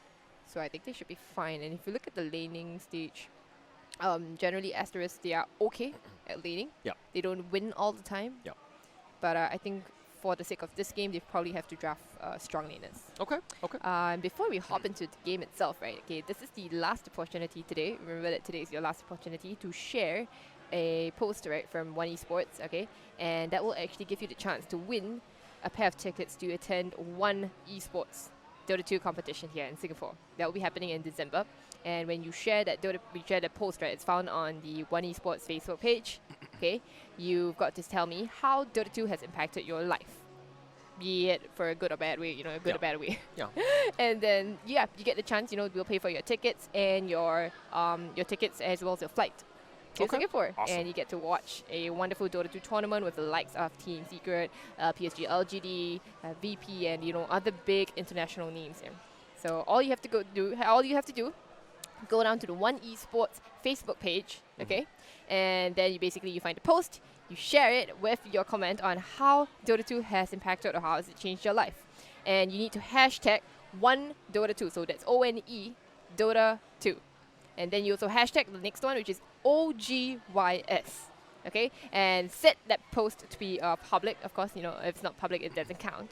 So, yes, and that will basically enter you in for the chance to win. Best of luck to all of the people that are doing that. Are you going to be attending One Esports? Yes, I think I should be there, actually. Awesome. I'm looking to go as well. So. That said, let's get into the draft. This is Game 3. This is it. There are no other games after this. So this is the last and final game, and we've really gone, we've gone the distance. We've gone into Game 3 here, and look at that. Strong laners again. You have Kotal, annoying. You have Ogre Magi, again, a very standard, stable kind of strong laner here for Asterisk. But look at the bands. Like the respect bands of the Faceless Void, the Luna, the PA, and then on the other side, the Morphling, Gyro, OD, Sand King, and the Kunkka. And the Kunkka as well, Like, they're like, okay, we're sick of this. I don't want to deal with the Kunkka. I don't want to deal with the Gyrocopter anymore. I think the Gyrocopter was terrifying, honestly. Oh my gosh. Terrifying. It's a nice combination with the Kunkka. The amount of sustain you have and then the Satanic Heal is just like, and what? Maybe the OD ban also on the side of Asterisk suggests maybe they want to go for Legion Commander again, right? Because if you remember in the previous game, it was the OD that gave the Legion Commander quite a hard time because you would banish anybody whom the Legion dueled. Yeah. Well, the weird thing, though, is that why wouldn't you pick the OD yourself? Because I think it's just so good against the Abaddon. You just stack up all that intel when you just right-click them, borrow time, no time, doesn't matter. Doesn't matter. But okay, Magnus. Magnus, OP has been banned though, so they're gonna go with another melee carry for them. Okay. Lina, again for Pacific Pink, KJ Lina, you know. KJ Lina, yeah, it's a dead giveaway. So, okay, I'm thinking it's obviously Jia, Keeper of the Light, just because going with that whole set strategy. Obviously, I mean, they changed it I'm up. pretty sure Aurora isn't going to be playing Keeper of the Light. So. They're not going to change it up this time, yeah, which is great. Pretty sure. But, okay, the Ogre, I think Kimchi's going to stay on that one. I think that, you know, at the end of the day, it's like the old faithful, so to speak. Yep. And I guess, you know, you're sort of like building up the steroids, right? You've got Bloodlust as well as Empower onto whoever your carrier is going to be. Exactly, yeah. And that could be a Slark, it could be a Lifestealer. Now that your Faceless Void's out of the pool. It could be a Carry Night Stalker. Yeah. Because we could. I think Carry Night Stalker, honestly, with these buffs, I don't want to see it, but I'm just saying it could be a thing. Look, this is game 3. There are no other games. Yeah, there are no other games. You have to pick your most comfortable, best heroes right now. But you could consider this also a best of 1. Ta-da! See, you could consider this a best of 1 and you just cheese them out this way. Okay, but it's not really a cheese, but I'm saying that, you know, you really surprise your opponents by picking a Spectre which we have not seen in the tournament, or at least very, very uncommon pick here. Okay. So the way to deal with this is obviously you want to group up yourself. Spectre, obviously, you know, the dispersion, the way it works. Yeah. If your team is together, you have a good chance. Now, Asterisk, if you're looking at their lineup, Keeper of the Light, obviously super annoying with the Wisp and everything, and you have a ton of team fight. The RP potential from Magnus is definitely scary, so they're going to look to team fight themselves. Now, it's going to see of how Pacific Pink react to the Spectre, and then what do they pick here? What do they pick here? Somebody, again, a very tough laner. I don't know if Abaddon is going to be your off laner. Somebody, maybe. I could like be Abaddon as a tough you could be laner. your 5 or... Yeah, it could be your 5. Abaddon 3. Abaddon 3. Okay, so if It'll Abaddon wreck the 3, Spectre. how does Abaddon 3 lane against the Spectre then?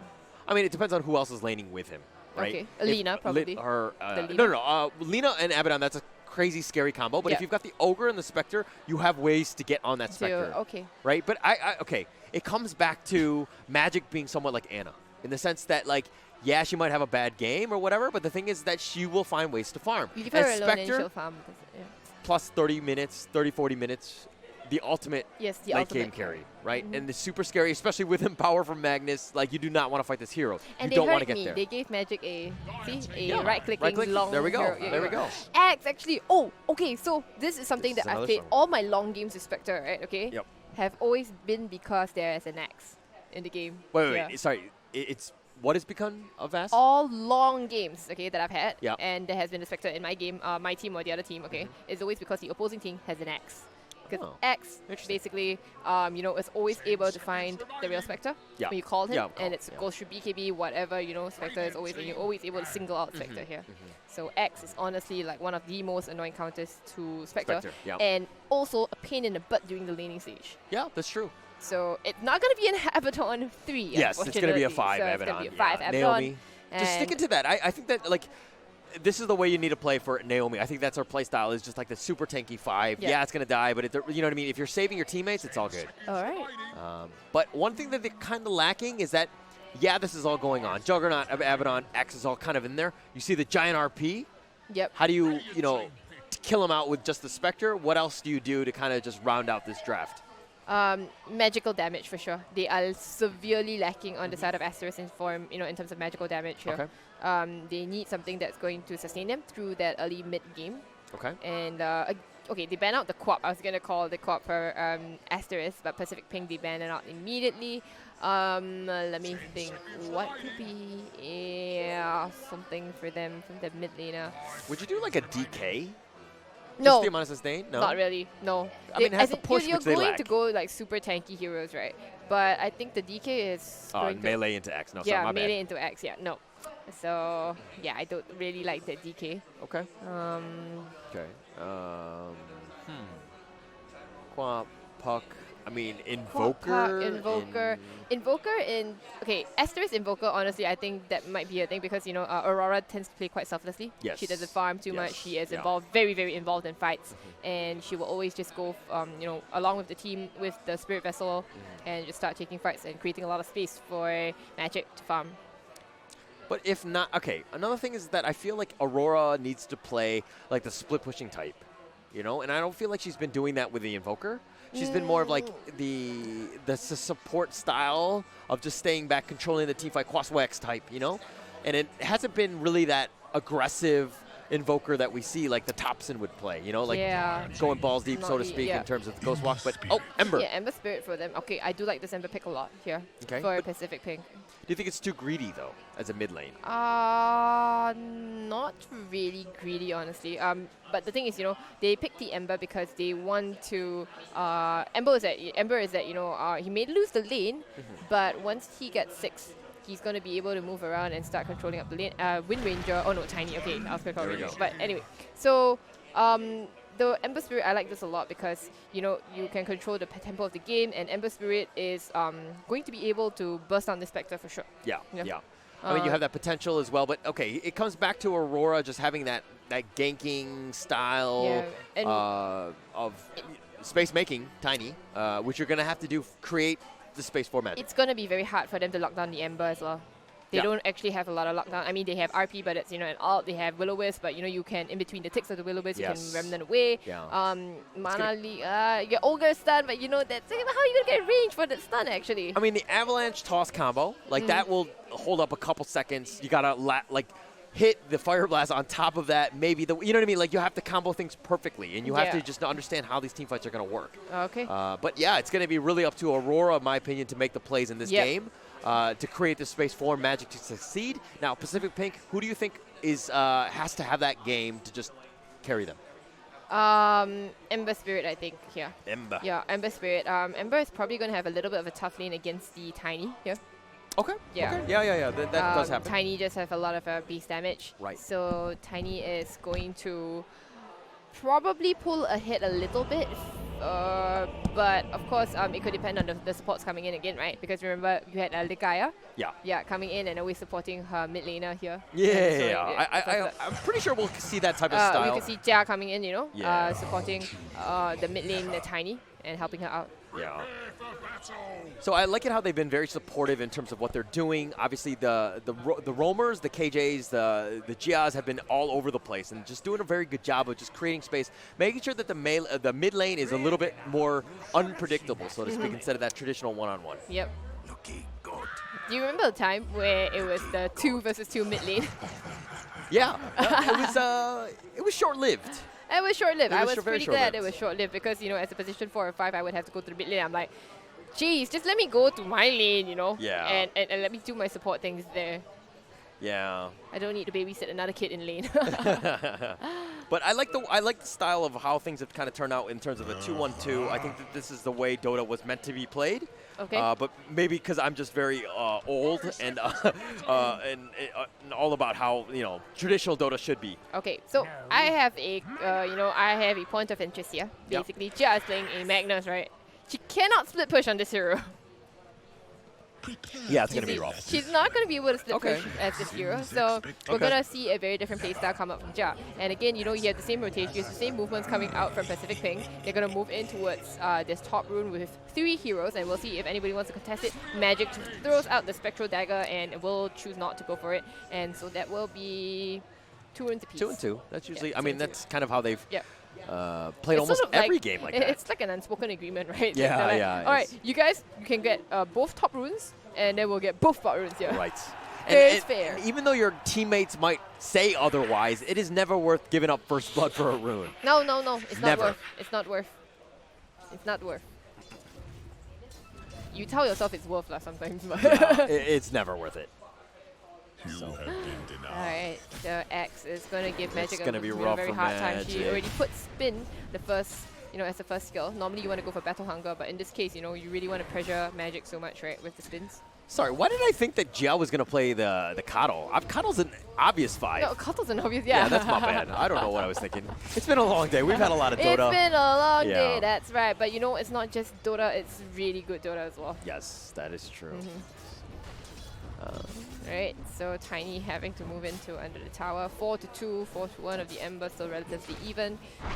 That's the Avalanche going to come out onto X-Hate. Yeah, but that did like no damage. Nope. Yeah. It's fine. Obviously, X8 knowing how this matchup would work. But Bada Bing back on her old faithful in the sense of the ogre. Yep, She obviously knows how to play this. So. And Magic trying to play away from NM. NM obviously very, very annoying. The spins, you know, showing that she's gone to ballet. You know, she's gone to ballet class. Ooh, the stun. Magic KJ on the wrong is side going to of catch out. Now Magic is going to be fine, I suppose. They're going to turn instead on the Hang on, KJ, why are you not hitting Magic? Yeah? You could have got some extra shots on her. That was silly. You went for Kimchi instead. Yeah. Alright, so this is the tough lane that we were talking about, right? Like, yeah. Unfortunately, Magic is not going to come out on top of this lane. She's just going to try to stay alive and not die from here. She's taking a lot of damage herself, Yeah. but I mean, she does have a self. She's going to try to keep it up as much as possible. If anything, you kind of want the lane to push into your tower. I know it's weird, but you can maybe get last hits as opposed to being completely zoned out by Axe. She has a point in this version, so I think she's not too worried about, you know, going under the tower anyway. But NM is going to follow her right under the tower as well. She gets blasted away, but she's still going in deep, looking for the Keeper of the Light. Keeper of the Light's going to TP out. There's nothing to stop her. Yeah, that's right. She's going to TP out and be just fine. She TPs away to the shrine, so that won't be too long a walk back. Yeah, she's going to go back there. And I think, to be honest, Kimchi should just be stacking. Oh, they get the stun out onto Naomi. Naomi pops the mango. Okay, so 1-1, no Curse of Avernus, meaning that she's going to be staying from afar and just kind of saving the Ember where we're required. I think that kind of works out. Okay, so I talked about maybe the Tiny doing better than the Ember, but I think the Ember is doing slightly better now. Yeah. Okay, actually, no, it's super close. It's like 13 to 2, super close. Is it supposed to be this close, the matchup? To be honest, I always thought Tiny had a slight advantage against Ember. I thought so just because of his burst and the fact that he can he pick up a tree at any time and just farm very well, right? Yeah. And that'll cancel. Oh, the plays from X8, keeping the salve up for a little bit longer. Watching, you know, totally understanding that, she's going to toss something, but, you know, it takes a while for the projectile to land, so she can dodge that with the Sleight of Fist. Yeah, so Tiny doing a little bit of inventory management by backpacking the bracer, just getting the salve up for the full heal. Obviously, it's percentage-based, so plays off in spades. Ooh, the stun. But they're not going to really do anything, right? Nah, they can't really do anything. She does have spin as well, so she's going to be just fine. Magic, you know, having a really sad, difficult time in the lane here. Yeah, so, Cuddle, this is the gameplay, right? Where you can't get close, but you're just going to last... Oh, they're going to spin down Bada Bing, but no! She escapes with about 35 HP right under the tower. And she'll be just fine. Oh no, Sherry. All I can say is... Ben just told right. Because she had Bada Bing. That could have been first blood. But, you know, but then again, the tower actually does give a lot of armor here, right? All right, okay. So the additional armor here. Yeah, a little bit. It's armor? No. I think it's T1 gives you one, like 1, 2, 3, I believe. No, 1, 2. Oh, is it? Is it 1, 2? I don't know. They might have changed it. Tier 1s and 2s give the same amount of armor. I think they changed them. Okay. Yeah. See Bada Bing. Click on her. You see Bada Bing, right? So she has 3. Okay, my bad. Okay. But at one point it was 1, 2, 3. Yeah, I think at one point it was 1, 2, 3. Correct. But nonetheless. So look at this creep cutting here. And I'm already level 5. Yeah. Spectre level 3. Oh my goodness, Magic is suffering. And now she's going to be stunned up. She's trying to go into the trees. She's getting wandered up. The call, as well as the tower hitting on her, is going to drop her very low. It looks like she needs to get out of there. She's going to TP out. The Battle Hunger, the last tick. Nope, she's going to be just fine. TP's out. Perfectly calculated. But you know, that means she's going to have to come back and do the Walk of Shame back here. I think she just needs to get out of this lane. I think Cuddle just kind of creating stacks for some way for Spectre to kind of get back into this game. Might they have, you know, just decided to swap lanes instead? Like lane the Spectre against the Juggernaut instead. Right. So Aurora here just kind of getting manhandled by Ember. Like the whole mana and life is lower. X8 just really proving that, hey, I can win this lane. It doesn't matter who I'm up against. Yeah, 25 to 10 for that Tiny and 26 to 6 for the Ember Spirit. And now a lot of people from Asterisk are coming in to get the Avalanche, the toss back into Kimchi here. But again, they don't really have that much damage. The Sleight of Fist is going to dissuade them again. She is taking a lot of damage, but she's trying to bottle up in between. And now the stun, it clicks on the 2. KJ, TP in, so timely. All right, Aurora kind of messed up that body block. She was up in the front, and she should have just kept her in. Stop looking for the right click. It doesn't matter. Your teammates can do the killing, but you just need to ensure that she can't get away from you. She kind of messed that up, and Ember got away. Right, so that was a definite kill, actually. Yes. And a much-needed one as well, right? Yeah, definitely. Any kill. I mean, it's first blood, right? It's so massive at this point. And it would be on a mid as well, right? Yes. So now Magic having, you know, forced it back into the jungle, while the level 6X, by the way, 6 at 6 minutes. She's a beast. She's going to be moving on. And if NM continues to go all the way to high ground, she's playing her hero to to the T. This is exactly how you do it. It's super the correct powerful. way you want to play Yeah. this. I mean, the Axe was picked specifically, right, to counter Spectre in like every single way possible. And if you're looking at that, Pacific Pink is actually tri-laning bottom. Axe can solo this. He's by himself. He's a big boy. He'll figure it out, right? Yep. And they can't really contest this. So the fact that, you know, even Bada Bing is going to start to suffer with this tri-lane, which is very difficult for her. I mean, this is the power of Pacific Pink and how much they stress the laning phase.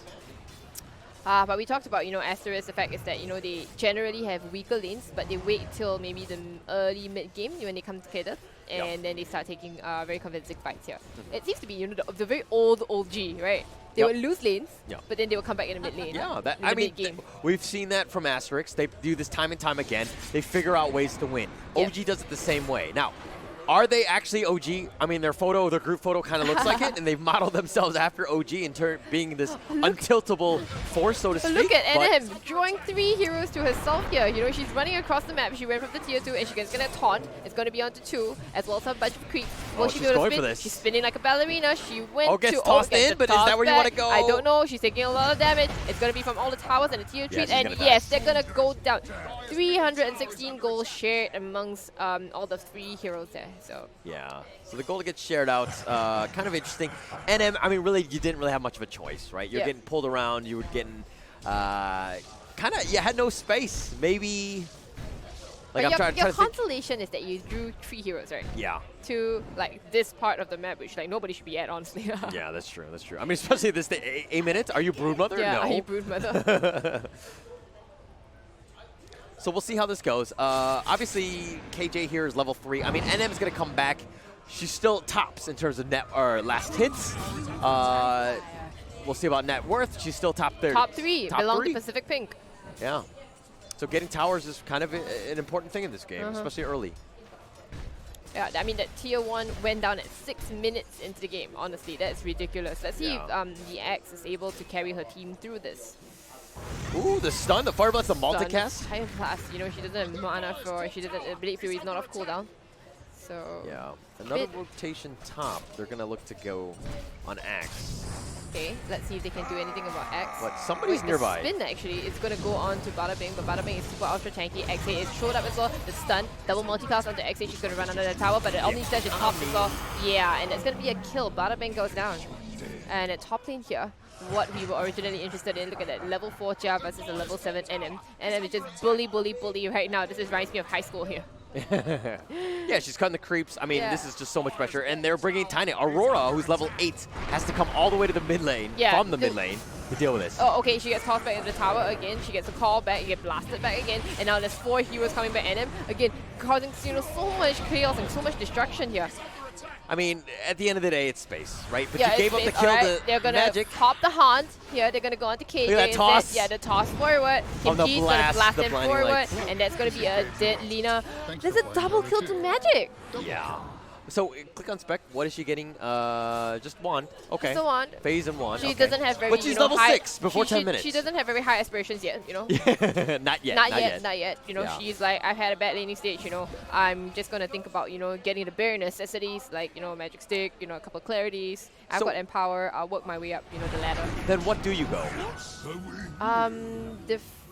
Oh, that burn. No, I'm not sure. Oh, okay, the shove back. X8, she's going to be able to chase or not. And she does still have remnants. The call, the stun. It's on to Aurora. Oh no, she gets slam dunked down. That's Aurora, a really big kill, going the way of Pacific Pink. Oh, this is so crazy. Because X8 has done a lot of damage that Aurora has to kind of make her way to the other lane and kind of create a little bit of space for Spectre just in her own jungle, right? Yep. So just the fact that has been moving on. Now, X8 is kind of taking advantage of that. And in terms of net worth, she's on top. Tiny dying on that one was a little bit of an issue, but we have a stun here. And Cherry is getting farm as well. So this is going to be a tough game, no matter what happens. It's going to be a tough game for Asterisk, actually. Yeah. Their laning stage has been pretty disastrous. I don't think they've won a single lane. They kind of broke even bot lane, right? Okay, mid lane was kind of even as well, right? A little bit even. I mean, obviously an edge to Ember. Right. But the fact that that Aurora had to do some rotations and to deal with the NM. The NM X, right? So having that said, like, she wasted a lot of time and her net worth is suffering because of that. All of these rotations. Right. Her levels also. She's a level behind the Ember Spirit right now. And not where you want to be. They're going to be chasing in forward again. Exit moving in to the Dire jungle aggressively. Again, look at NM here. Just focusing on objectives. Tier 2 towers already so low. And I think they're going to get this tower here with the card as well. You know, Cardi deals a lot of damage. So yeah, they don't really have much catch for this Ember Spirit. They're going to go forward. Bada Bing already having expended no, she didn't use the stun, sorry. This is scary. This is scary this for... is honestly scary for Asterisk. Yeah. I mean, Ogre right now, I actually think that you need to go... Like, I don't even think Bracer is really worth it for you right now.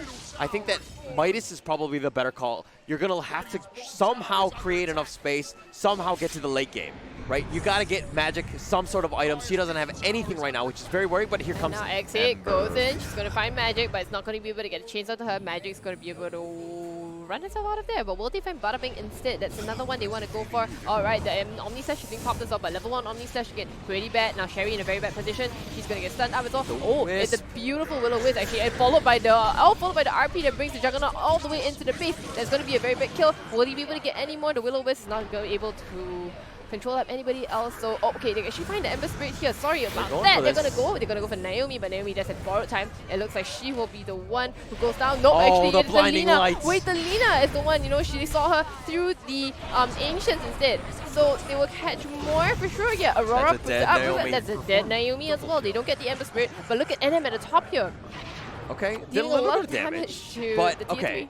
So the thing is that, yeah, you got 2 or 3 kills on that one. I think that it ended up paying off, but Kato, some of the, like Kimchi, her blinding lights have been on point. Wisp just securing it, and then all of a sudden, blinding light the jugs into the heart of the enemy, so to speak, or into your team. Into your own and then base. the RP into that, and then just securing the kill on jugs. Very well played by Asterisk. Magic on a triple, you know, she's on a killing spree right now, so it has the Radiance queued up. Do you rush her Radiance here?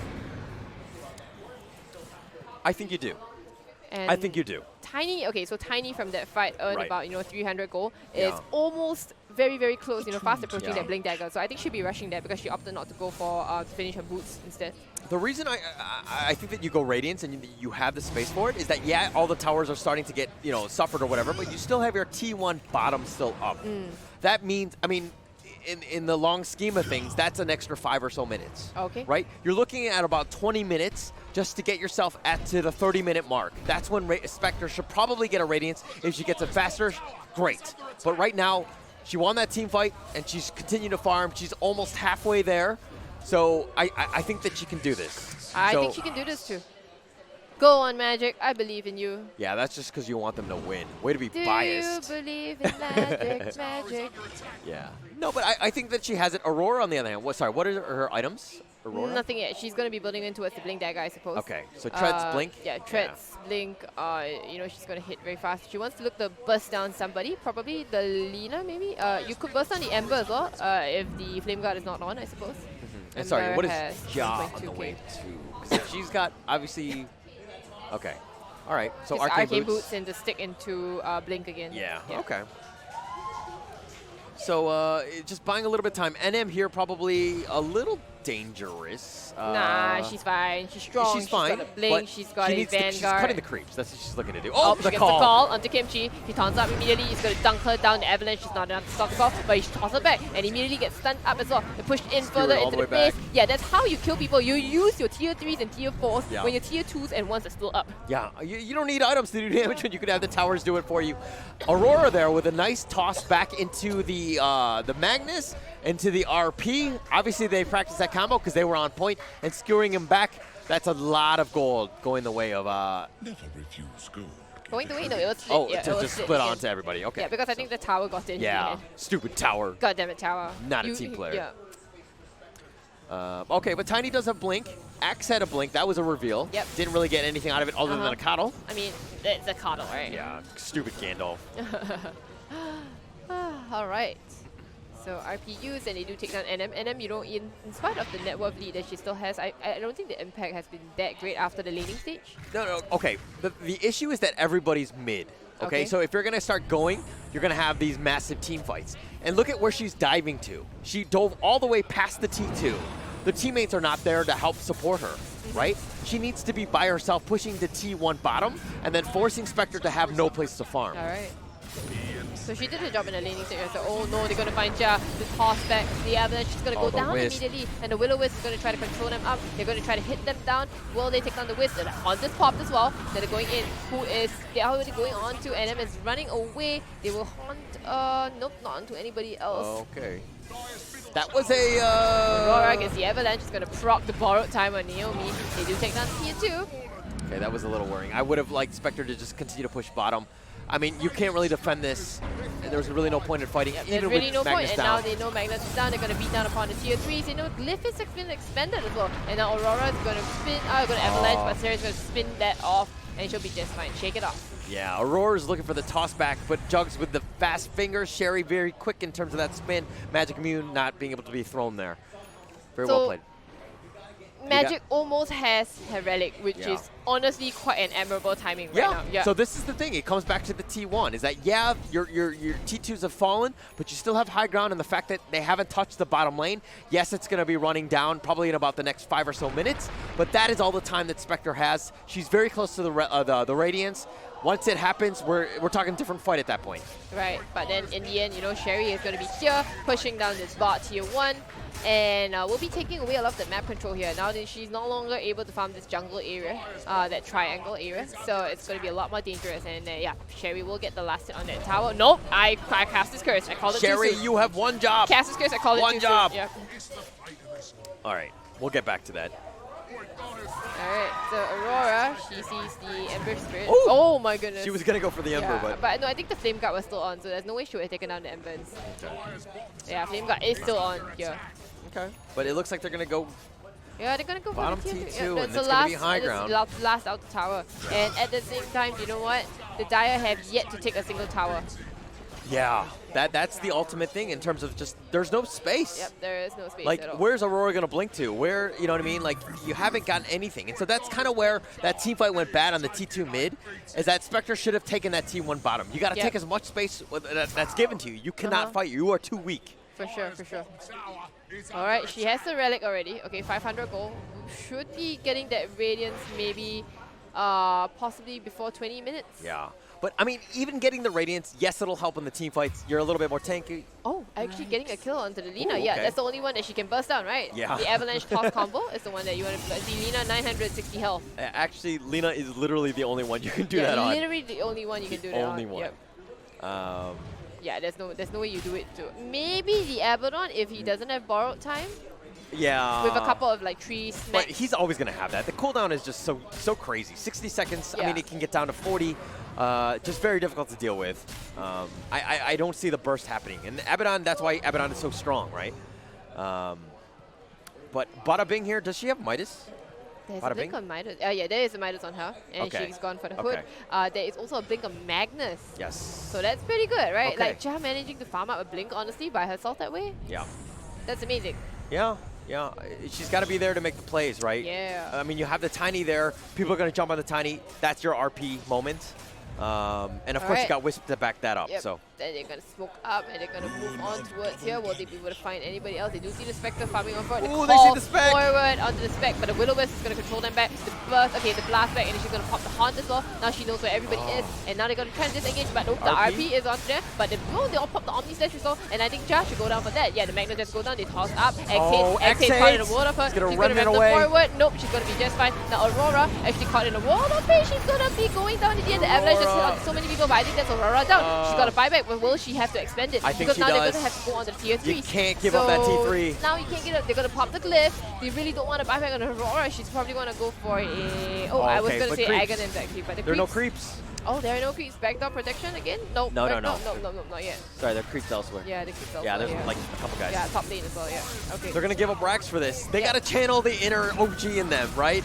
This is as bad as it's going to get. There's literally no more space for Spectre. So the taunt goes out again onto Bada Bing this time. The follow-up stance of the Lina as well is going to take down Bada Bing, get slammed down. And that's going to be a lane of Rex for sure. They pop the jump as well, you know, to play some music, and they are able to run faster, to beat faster. Alright, a lane of Rex, and that's the decision to give it up. Yeah. I think they're waiting for Magic's Radiance actually. They don't really want to fight, they don't really want to defend this. Maybe that's a loss they're willing to accept. Yeah, yeah. Again, it comes back. It looks dire, right? I mean, it looks terrible. Well, yeah, they are dire. They are dire, yeah. That was the dad joke. But, I mean, at this point, like, getting Radiance, I don't know if you just all of a sudden start winning all the team fights, right? Like, let's be very realistic. She has it now. She doesn't have buyback. Things are very, very scary, right? Because Magic is still 1,500 life. She's very burstable. Right. And if Axe gets on you with the call and the potential, you know, Laguna, Omni, all of these things can blow you up. It is very scary time. All right, so now that Shrines are open for the taking, I think Pacific Ping, they could take Shrines and go Roshan here. Yeah, you got to take it. You take the next They've objective, got no more right? outer objectives, right? Yeah. Okay, there you go. Roshan is the call. Not Shrines first, but they're going to chain up Roshan, and they're probably going to go down. Is there any way they contest this? They don't have Haunt yet. Yeah, not for 28 seconds, and I think they're going to be making short work of Roshan. And Juggernaut has a full completed Mjolnir, by the way. Awesome, awesome. Yeah, she's been straight into Mjolnir. Just wants to, go for the full push, the full Magic Battle Fury build, actually. Yeah. I mean, here's the thing, is that Spectre doesn't have Haunt. She's just continue to farm. I mean, obviously they're all in motion. They know that. So they're just pushing out all the different lanes. They do, I believe, get the bottom T1. So they got something out of this. Something. A little bit of space. That's all you need. All right, Aegis in hand. It's going the way of Sherry. Sherry, the Juggernaut, is going to have the Aegis. It should be frontlining things. Let's see if they get another lane of racks out of this Aegis. Yeah. I mean, it's all about slow sieging. I think you can do that with Jugs very, very well. Have Axe in the back. Just make sure that, you can call anybody if anyone jumps on your Jugs. Yep. Which is what happened in the previous fight, right? Yeah. I mean, NM has been playing phenomenally. She's been, like, all that space she's created. And it's a offlaner's dream going into Spectre, right? Because you have such a huge advantage. And now Pacific Pink, 10K net worth lead ahead. But never say die, because you have a Spectre on your team, right? You have a Spectre, for sure, yes. A couple bad team fights, and they're back in this game. That's all it takes. Yeah, I think that's right. But so, I don't know. Alright, so they're going to try to dissuade them from taking this Rex by Sherry standing in the front line with the Aphotic Shield on as well as the Healing Ward in the background. They're going to call onto Barabing immediately now. Oh no, I think Barabing's going to go down. No, she's fine actually, but she gets taken down. Oh my goodness, X-Hit dealing so much damage and no buyback on Barabing. And now the Kotal having bought back, but she doesn't really have that much. TM3 is going to go down in the end, and Magic trying to decide what she wants to do. She does have Haunt, but can they really do anything? Yeah, okay, the Avalanche goes up. The RP! It hits onto so many people! It's on all four! Oh my goodness, the Omni Slash is doing a lot of damage. Yes, for sure. But can they actually take down the Spectre? Spectre still very low. Gets spun down immediately. Magic. Oh no, Magic! Oh, one last she hit. It's gonna dies. get her down. She does have buyback. She needs to expend it. Oh my Aegis goodness, she's gonna come back. The Aegis has been dropped. Are they gonna stay for more here?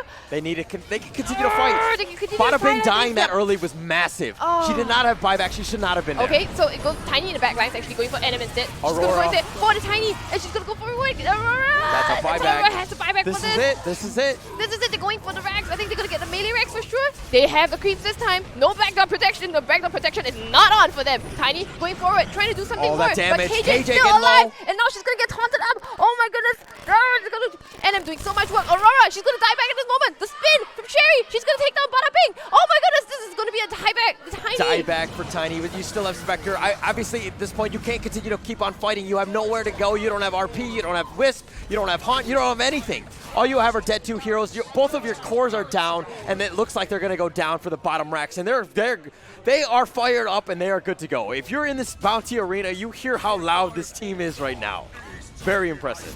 Oh no! They've been putting on a clinic. Tiny dead for 40 over seconds, and I think they won't be able to defend. Can they defend against Megas here, actually? You can't. Bada Bing dying was just so massive. No buyback. Why would you be there? Oh that no, was huge. You're an Ogre Magi. You're strong, but not at 25 minutes. But you're dumb, and that was the problem right there. 2 hits, no brain.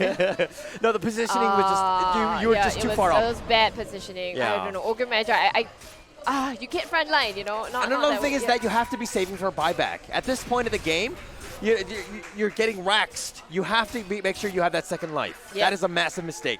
Okay, so Spectre again, has the Blade of Alacrity. This is close. They are still on one lane of Rax. They have their last legs here.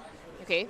There's one last lane of Rax here. Let's see if can we look at buyback? Can hold. All right, let's look at buyback for a moment here. Nobody has buyback except Bada Bing. Bada Bing has buyback. Yeah, now she has. Excellent.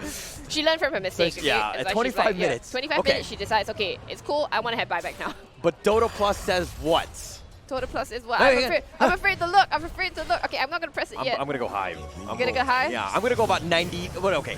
Oh, wait, hold that thought. NM goes in again, but the Wisp, it controls them up. She really takes down the Koto. The Koto's not going to do anything. The RP, it's a desperation RP. Can they really stop X-Hit? X-Hit's not going to be able to do anything. She goes forward and takes down Janja. She gets on the edge. The Horn has been popped, but to what avail? They're going to toss up the Ember, and they manage to take the Ember down at least in the end. But look at your Rex. Your Rex are going down. So here's the thing, Ember did use buyback, doesn't have it now. Doesn't have buyback as well, and now they're going to stun up. But okay, the Rex grow bigger, but does it mean they have a lot more health? Actually, I'm not sure. Yeah. Aurora trying her best, you know. You got to focus on the right racks. Everybody needs to be hitting it. Magic is near. Oh, but the call! Oh, the call and the Omni Slash! Oh! That's it! GG's called! Well Pacific Pink, they take the series! And they take the championship! Wow. That turn of events and just how they did it, they were not able to pull out enough space and time for Spectre. Just what an amazing play by Pacific Pink. They were on point, well coordinated, everything that they were doing, all of their team fights, they were all over the place. That was an amazing game. Pacific Pink just totally proving out how it did. I felt like there were some new heroes that we'd seen, like the Spectre, the Magnus, all of these things. They were trying things out, but I think that like in a game 3, when the championship is on the line, now is not the time. Now is not the time to draft odd heroes this way here. Yeah. Okay. Oh my goodness, this was oh, what a game. I think, okay, so do you think this was Pacific Pink outplaying Asterisk? Yep. Or Asterisk maybe not playing their best here? Okay, look. Time and time again, we see Asterisk fail in the laning phase. Yeah. Right? But the thing is that the other teams make mistakes where they give space, they get off the T2 top, you know, like that level. They back off. Right, they back off. They don't take advantage of what they have. Right? But Pacific Pink is so driven and so objective focused that they never got that space. Right. So Spectre was never able to get any farm because of that, because all their towers were being pushed. Right? Like they had nothing. They had no space. NM, honestly, my MVP for that match. MVP of that game. NM is my MVP. Easy one. Easy for that one. Right? So that's how you do it. This is what I'm talking about. As an offlaner, you want to be pushing the high ground, right? Because Spectre, where are they going to farm? The towers create space so that they can farm in the jungle. There's just so many different things. Like exactly, right? Yeah. Right, and once they lost the top, you know, all the way through, and then they were making their way to the mid round, I mean, it was just a matter of time, right? They were just 5-manning it. None of these guys can fight properly, and I think that it really comes down to the draft, the fact that they were not setting themselves up for success in the laning phase. That's the biggest thing, right? Like, Magic, Spectre, and Keeper of the Light, not the strongest lane, and going up against an Axe. What, Lina? There's nothing that that was super strong. There's nothing that a Koto can really do, honestly. Right. So, I mean, look, Asterisk getting second place. You're coming out with, what, $750, I believe? $750. So you're still getting some money. Obviously, they would have liked to have won that. All I would like to say is that I'm happy that I won and you lost because you chose Asterisk. I chose Pacific Pink. So, with that said, any other points that you would like to say in terms of the game? I wanted to see the DOTA buff game. The DOTA. Oh, look at that! It was actually 100% by the time that we called it. I think. Shut up. Yeah. I mean, this is the thing about objectives. It's just so important in this game, and I hope that people that are watching at home realize the power. Is that this is how you play Dota? You choke them out, you take out all the towers, and you force them to, like. Why getting to high ground is just so important is that there's no jungle creeps in their upper, you know, the high ground, so to speak, so that they have nothing to do. They're waiting for the creep wave to come in. So every 30 seconds they get some sort of money. And then this is why you're choking them out, and that's why it's so important to just continue to take on those towers. All right, so what a game. My goodness, what a game, honestly. And the comeback, you know? Yeah, the series, game 1, game 2, they were insane. And then game 3, it was Pacific Pink just styling all over Asterisk, you know. That X pick, honestly, whoever drafted that. Yeah, brilliant. I mean, that was just absolutely brilliant play. Yeah. Like, NM was just on point. Like, this is another thing with Naomi, the Abaddon. Yeah. Right? You saw the power of the fact that, people jumped on you. Yeah, they RP'd you, but borrow time. Right? I'll heal Mystic Coil. It doesn't matter if you stun them or not. I'll just keep up my heroes, all my cores up, sustaining. And this is why I love that pick. KJ was there to do all the damage. Sherry, X8, all of these guys just, you know, getting traditional core, you know, DPS items. I don't know what they are, but they get them and they do damage. But NM MVP, creating all that space, taking everything, and the calls were on point. The calls are completely on So point. good. Yeah, so good. She had no hesitation. She just went in, even if it was onto one person, she would call and then she'd drag them out, and then her team would be there to back her up. Right. So the Juggernaut, remember the last part, they had the call onto 2, and then the Omni Slash on top of that. That was just completely bone crushing. I think that was just heart-wrenching for Asterisk to watch. Yeah. Right, and another thing is that, hats off to Asterisk for having an amazing time. Obviously, they only lost, 3 times in all the entire league, which is commendable. And they lost all 3 times to Pacific Pink. But this is their Achilles heel. Yes. No, but Achilles heel, yes. And another thing is that they tried to outsmart it. They're like, oh, we'll just pick these heroes like the Tiny, the Spectre, the Magnus. Like, you kind of just need to go to the comfort heroes. You know what I mean? The game is on the line. Juggernaut, right? Right. You need, just something that you're like, it doesn't really matter. This is my comfort hero. Die. I'm gonna pick this hero. I can play well no matter what. Right. I know what I'm doing, and I didn't really feel that in this game. Oh, all right. So we've actually come to the end of this, best of 3, the entire 2 days of DOTA. We've been here since, yesterday? Yeah. Yesterday. We didn't go back home, okay, because we obviously had to change our clothes. A shower is optional, but we changed our clothes at the very least. I didn't shower. You could tell. You've been holding your nose the entire time. But, I mean, this entire league started from the end of September, and we've gone all the way to November. Thank you for tuning in for this entire time. We've kind of gone through all of that. We've seen 30 teams get to the final champion. Congratulations once again to Pacific Pink. Shout out to our sponsors one last time. Dreamcore, Super Solid, Bounty Arena. Thank you. This is a great arena. This is a great place to have esports. They have a deal for like an hour, $1. $1 an hour. They should put your name in there. Yeah, but I hope they get holler. Well, we'll talk to that. Hopefully, I get sponsored through all of this. Elgato, Yahoo TV, Overdrive, and Aftershock, and of course you, the viewers, and of course another shout out to the production. Yeah. Obviously, they kept everything smooth. Wonderful production. Just hats off to you guys for making our lives very, very easy, and of course, just very, very professional in terms of what we've done. Just moving her through. I think that we have an interview coming up with the entire Pacific Pink. We'll have that with you shortly. I think that's going to come up right now. Over to you, Shufei. Shufei? Yeah. All right, give a round of applause to your FSL DOTA 2 Elite Champion, Pacific Pink! Okay, how are you guys feeling right now? Do you guys expect to win this tournament? We don't, but we're positive, and of course we practice a lot for this tournament. So we didn't expect, but we expect a good fight against Asterisk. So we're proud to say that we are the champion of FSL Elite Dota 2. Yeah, thank you. Okay, who do you think is the MVP throughout the grand finals? Oh.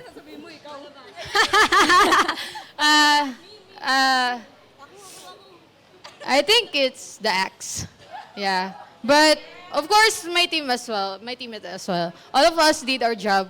That is why we won, I think. The game. All right. Okay, do you have anything to say to your supporters back at home? Thank you for all the supports, and we really did appreciate it. It gave us energy and fight until the finals, till the end. And again, we are your champion, and thank you so much for your support. All right, thank you so much, Pacific Pink. Okay, so right now we are going to give out the prizes. But before that, you guys can head off stage first. Yeah, because we're going to present the prizes from the fourth place first. So yeah, you guys can go down first, yeah. All right, thank you so much, guys. All right, so now we're going to proceed with the prize giving ceremony. But before that, I would like to invite a very important person up on stage, and that is Miss Tammy Tang to give out the prize.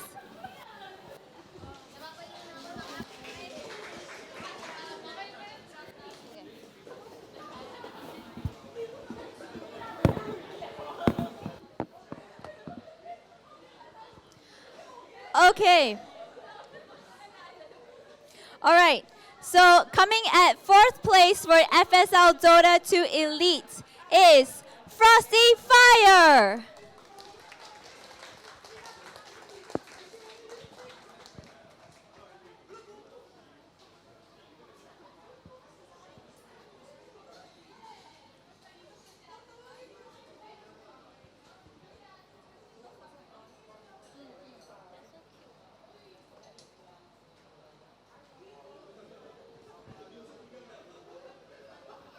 All right, can we get a group picture?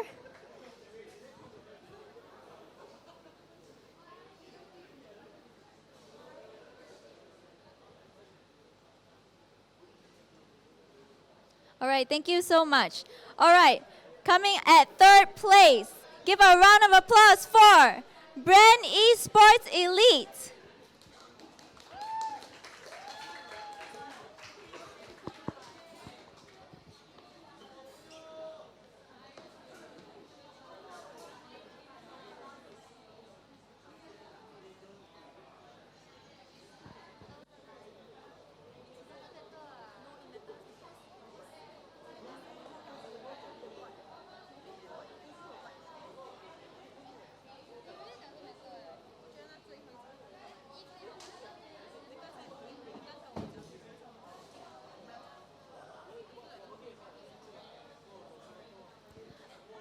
All right.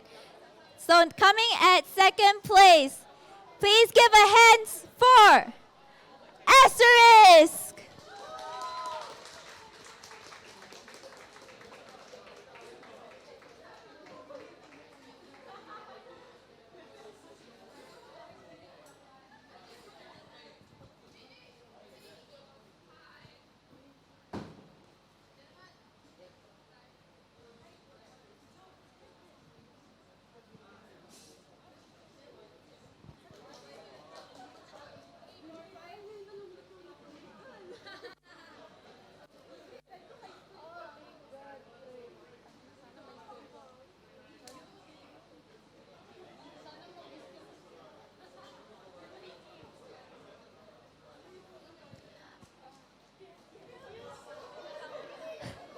All right, once again, your FSL Dota 2 Elite Champions, Pacific Pink.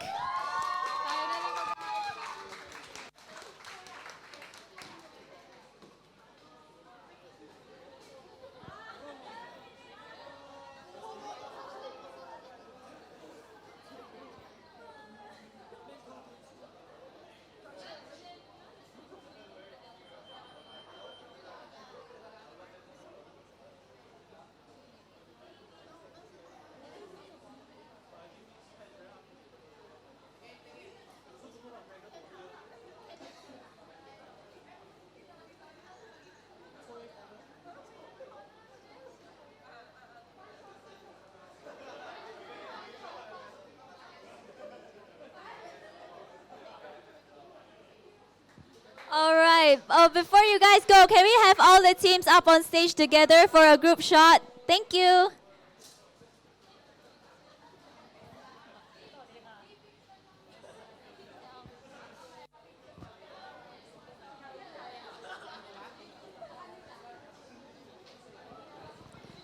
Hi, sorry, can we get all 4 teams to come up on stage to get a group photo? Thank you.